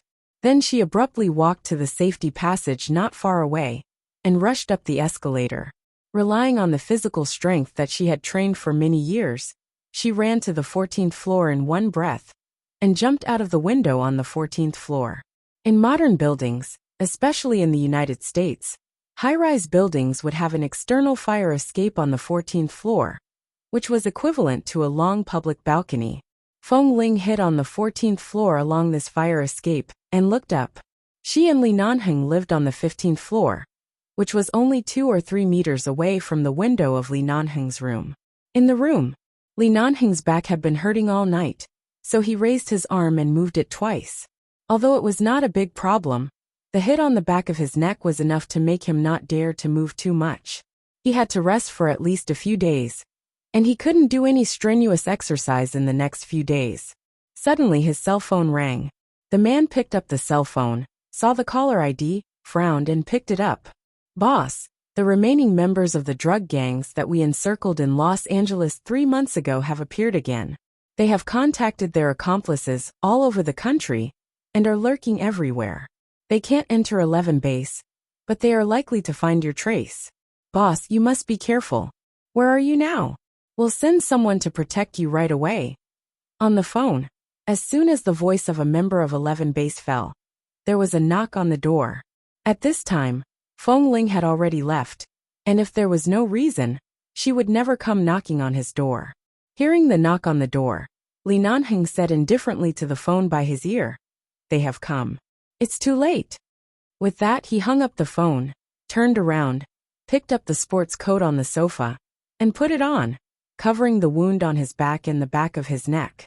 At the same time, he took out a silencer gun from under the sofa cushion and threw it into his trouser pocket. He walked directly to the door and leaned against it, listening to the sounds of knocking on the door and the movements outside. The knocking lasted for about 2 minutes, and it suddenly became quiet outside. Li Nanheng put one hand in his trouser pocket, stroked the handle of the gun, and his eyes were cold. After about a minute, the knocking on the door continued, but it was no longer as strong and rhythmic as before. It seemed that there was more than one person here. There were at least two of them. The one who knocked on the door just now had taken the opportunity to sneak in from another entrance. Another person knocked on the door. Judging from the strength of the knock, it should be a woman standing outside the door at this moment. From the sound and position of the knocking on the door, this woman was much taller than ordinary women. It could be seen that she had been practicing martial arts for many years and was not a simple character. At this time, Li Nanheng suddenly looked in the direction of the bedroom. There were two entrances to his room from the outside. One was the fire escape on the 14th floor below the bedroom, but the person was just outside the door, so it was impossible for him to go out so quickly. The other place was the balcony directly opposite the living room. They could walk along the wall of the corridor and step on the fixed air conditioner outside the wall to directly come over. It was only a short distance of more than 10 meters. For skilled people, it was very easy to go around to his outdoor balcony, and they could do it in 2 or 3 minutes. If there were 2 or more people coming, then he couldn't waste any more time. He had to deal with the woman outside before the people outside rushed in and surrounded him. Otherwise, he would be attacked from the front and back. In such a narrow room, no matter how fast he was, it was easy for him to be at a disadvantage. When the knocking on the door gradually weakened, Li Nanheng suddenly opened the door. At the moment the muzzle of the gun outside the door was pointed at his forehead, Li Nanheng instantly raised his hands and made a gesture of surrender and begging for mercy. At the same time, there was a trace of surprise in his eyes, as if he didn't expect that there would be danger outside the door. He looked at the black-haired, yellow-skinned woman who looked completely Asian outside the door. The muzzle in the Asian woman's hand had been pointed straight at the center of his eyebrows. Before the door was about to close automatically, she suddenly raised her foot and stepped on the door. Holding the gun in one hand, she quickly and neatly grabbed Li Nanheng's clothes with the other hand and pressed the muzzle against his forehead. There was a cold and triumphant smile in her eyes. "Hi, we meet again, Mr. Li." Li Nanheng's eyes changed from the initial surprise to understanding and calmness, as if he had been caught by the enemy. He said in a low voice, "Lisa, long time no see." The woman called Raisha sneered and pressed the muzzle against his forehead. At the same time, she pushed him back into the room step by step, but the muzzle was still pressed against his forehead. As she walked, she said with cold and charming eyes, "Mr. Li, do you still remember my name? Do you know what I'm here for this time?" Li Nanheng raised his eyebrows and smiled faintly. "Come to take my life?" Ruisha pinched the clothes on his chest, and the charm in her eyes suddenly turned into fierceness and hatred. She strode forward step by step, pressed the man who was forced to retreat against the wall near the balcony, and pressed him hard against the gun, saying coldly and angrily, "My husband was shot by you in the Philippines. My 7-year-old son and 2-year-old daughter fled with me to a war-torn country, only to die under the bombers of a war-torn country. My life was ruined by you. In the past 2 years, I followed that group of drug dealers to the edge of various countries just to make a living, but they still refused to let me go, and sent your 11 base to kill me. My everything was ruined by you. Tell me, do you want me to take your life? 11 base has investigated your information. You were once a citizen of High City, China. At the age of 15, you frequented various nightclubs because of your youth and beauty. At the age of 17, you were abducted by your husband. After that, you fell into the underworld and wandered around the dark areas of various countries. You could have lived a peaceful life in High City, but you chose to take an unconventional path. This is the life you chose. Who can you blame? Please remember the domain name of this book. For mobile version website M. Chapter 1042. Lisa glared at him and said, "Yes, it's the life I chose. But if you hadn't appeared in my life, it wouldn't have been ruined like this. It's okay that my husband is gone, but my children. My 2 children are still so young. How are you going to return their lives to me? You clearly know that you shouldn't have given birth to children if you're wandering on the edge of darkness. It's your own choice to let the 2 children wander around with you. The law is merciless. You know what you've done? 11 base is just a sharp sword in front of the military and the police. Without me and 11 base, there will be others responsible for killing you. As for the 2 children, our people shouldn't have touched them. You should find out how they died. Lisa held his clothes tightly. They died under the bombers of war-torn countries. They were badly mutilated, and their eyes were open when they died. If we weren't chased by 11 base, if we weren't cornered, we wouldn't have fled to such a dangerous country. It's all your fault. It's all your fault. He grabbed the gun in her hand and put it against her forehead, staring at her coldly. When you were still young in High City, you had already assassinated many young and beautiful girls in the nightclub. Do you think I don't know that you are a vicious woman? Don't pretend to be affectionate in front of me. If you really love your 2 children and husband, you wouldn't be so close to the drug trafficking gang after knowing that everything has been destroyed. Lisa looked at him with red eyes. Because of his words, the tears in her eyes almost dried up in an instant. She sneered and reached out to grab the gun, but Li Nanheng just raised his hand easily. When the Asian man who broke in from the balcony pounced at him, he turned around and shot the gun in his hand. The gun fell to the ground in an instant, and the Asian man quickly rolled back, knelt on one knee on the ground, picked up the gun, and rushed over again. The woman named Raisha in front of him had been in the underworld for more than 10 years. She left High City with others at the age of 17, and was now 32 years old. Her skills in all aspects were definitely not inferior to any female soldier who had been trained for many years. She also reacted very quickly. Although she didn't have a gun in her hand, there was a dagger in her sleeve that flashed with cold light and directly attacked him. Li Nanheng blocked Lisa's dagger with one hand, and at the moment the Asian man rushed over, he raised the gun and pointed it at his forehead. When the Asian man was about to avoid the muzzle of his gun, he raised his foot and kicked the lantern next to him up and smashed it at the Asian man's face. However, even if Reisa's hands were restrained, she still exerted the strength of a woman to pester him. She simply held his arm with one hand and struggled with the other hand. At the same time, she lowered her head to bite him. Because of her pestering, Li Nanheng suddenly felt a sharp pain from the wound on his back. He frowned, looked coldly at the crazy woman beside him, and twisted her wrist hard. When the dagger in her hand suddenly fell to the ground, he caught it with the back of his foot and kicked the Asian man, who had just struggled to get up from under the lantern stand. The tip of the dagger directly pierced into the Asian man's calf, and blood instantly flowed to the ground. He is not as fast as a gun.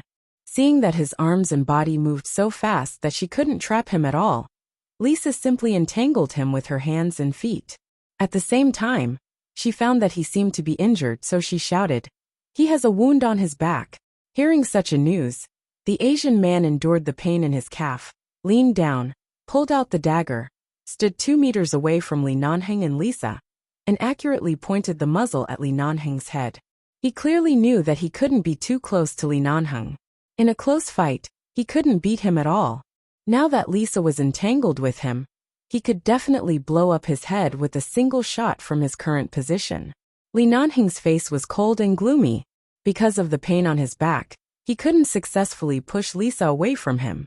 Although it was only a man and a woman, these 2 people obviously knew his moves very well. Now they also knew that he was injured on his back, so he couldn't get rid of Lisa's arm. Now it was very likely that he couldn't avoid the gun because of Lisa's entanglement.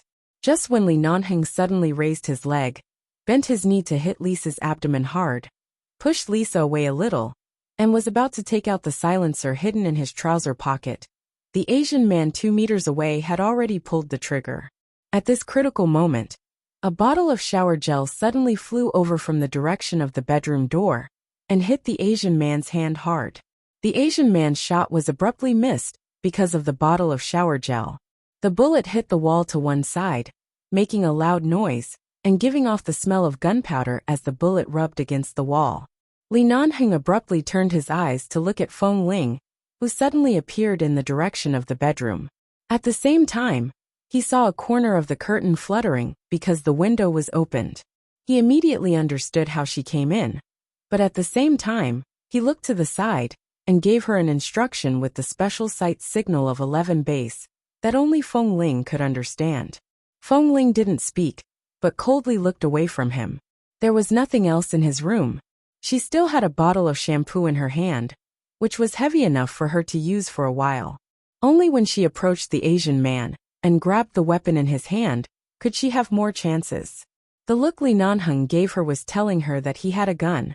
So the gun that had just fallen on the ground was about to become her weapon. Because of Feng Ling's sudden intrusion, Lisa and the Asian man looked at each other. Before they came, they didn't expect that Li Nanheng would have help, but this woman seemed to have some skills. They didn't know much about 11 base in the past 2 years. This time, they came here for Li Nanheng, and because they knew that Li Nanheng always acted alone this time, they came here when the opportunity was right. So, who was this woman who suddenly appeared? How did she come here? Please remember the domain name of this book. For mobile version website, M.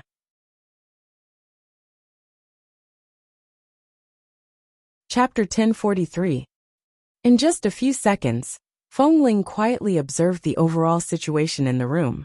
Thankfully, she had stayed here for a night before. Even if she did not observe carefully, she knew what was placed in every position. The lamp stand by Li Nanheng's side had fallen to the ground. On her side, under the coffee table, the man and woman couldn't see because of the sofa. There was an empty fruit plate under the coffee table, and there were 2 fruit knives in the fruit plate. When the Asian man who had just injured his hand suddenly raised his gun and was about to shoot Li Nanheng, she did not rush to throw the thing in her hand. Instead, she suddenly moved forward in an unexpected posture. The Asian man was sure that this short-haired young woman, who suddenly broke and was good at martial arts. Because of her movement, his fingers paused. At this moment, Feng Ling found an opportunity to lean down and pick up the fruit knife under the coffee table. She separated her hands and thrust forward. Although the fruit knife was not sharp enough, the tip was at least sharp. Because of the force she thrust forward, the tip of the knife stabbed into the back of the Asian man's hand. Ah! The Asian man groaned in pain and almost lost his grip on the gun. He quickly changed his hand and shot forward. But this time, Li Nanheng had already dodged, and at the same time, another fruit knife thrown by Feng Ling had stabbed Raisha's arm. Raisha's arm stiffened in pain, and Li Nanheng took this opportunity to slap her away. At the same time, he took out the gun in his trouser pocket and fired 3 shots at the Asian man. 1 shot hit the man's leg, 1 shot in the arm, and 1 shot in the shoulder. He aimed at him, but did not directly hit his vital parts. These 2 people had important clues about the drug gangs that escaped, so he could only capture them alive. Otherwise, he would definitely shoot his head first. Raisa was pushed aside by the force of Li Nanheng's hand and stumbled to the ground. She lowered her head and saw the gun on the ground.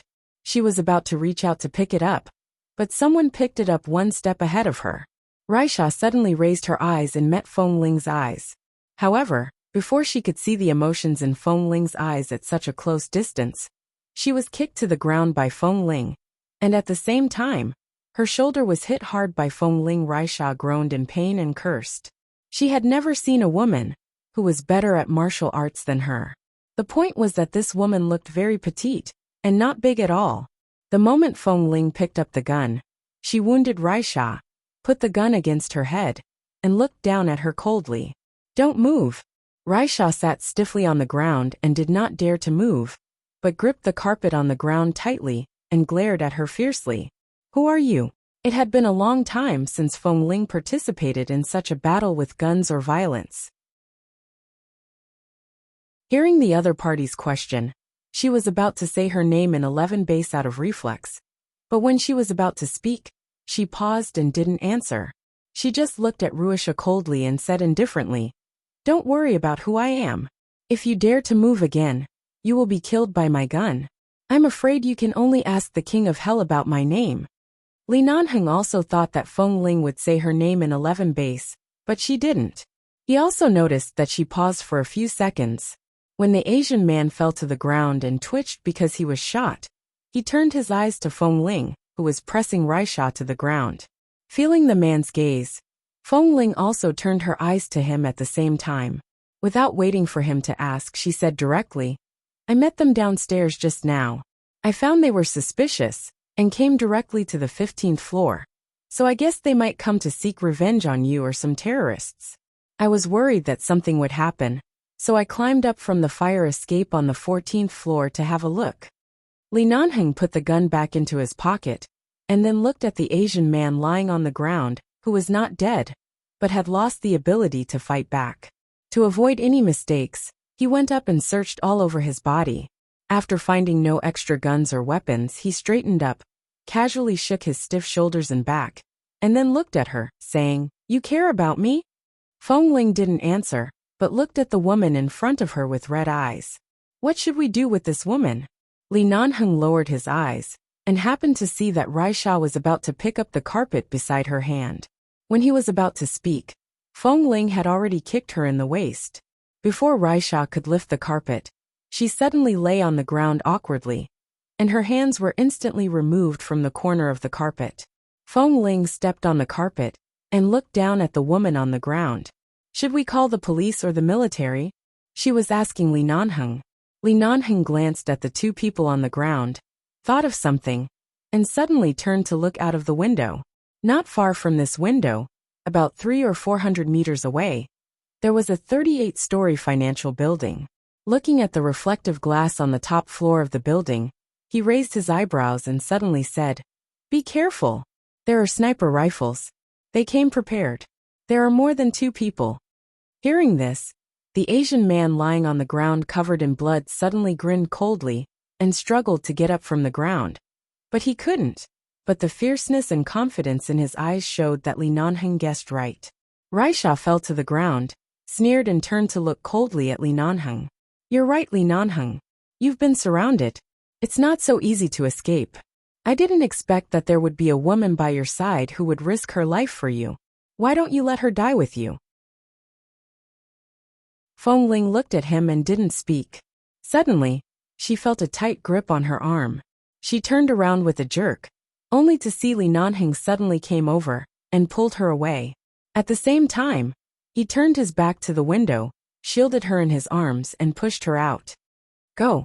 Feng Ling turned back and was about to speak when she suddenly heard the sound of explosions coming from the 3 windows facing the financial building on the opposite side of the bedroom balcony and kitchen at the same time. This meant that there was more than one sniper on the other side, but in all directions. Li Nanheng, don't talk nonsense. Go first. Li Nanheng pushed her forward without hesitation, his back still blocking all possible directions behind her, and warned her with his eyes to leave immediately. Please remember this book's domain name. For mobile version website M. You're tuning in to the Li Mei's Sword of Destiny YouTube channel. We're so grateful for your support, and don't forget to subscribe to join us on this incredible journey through captivating stories. Your generosity through donations truly makes a world of difference, as it's the primary source of revenue that allows me to expand and enhance this channel for you. Thank you from the bottom of my heart for being a part of this adventure.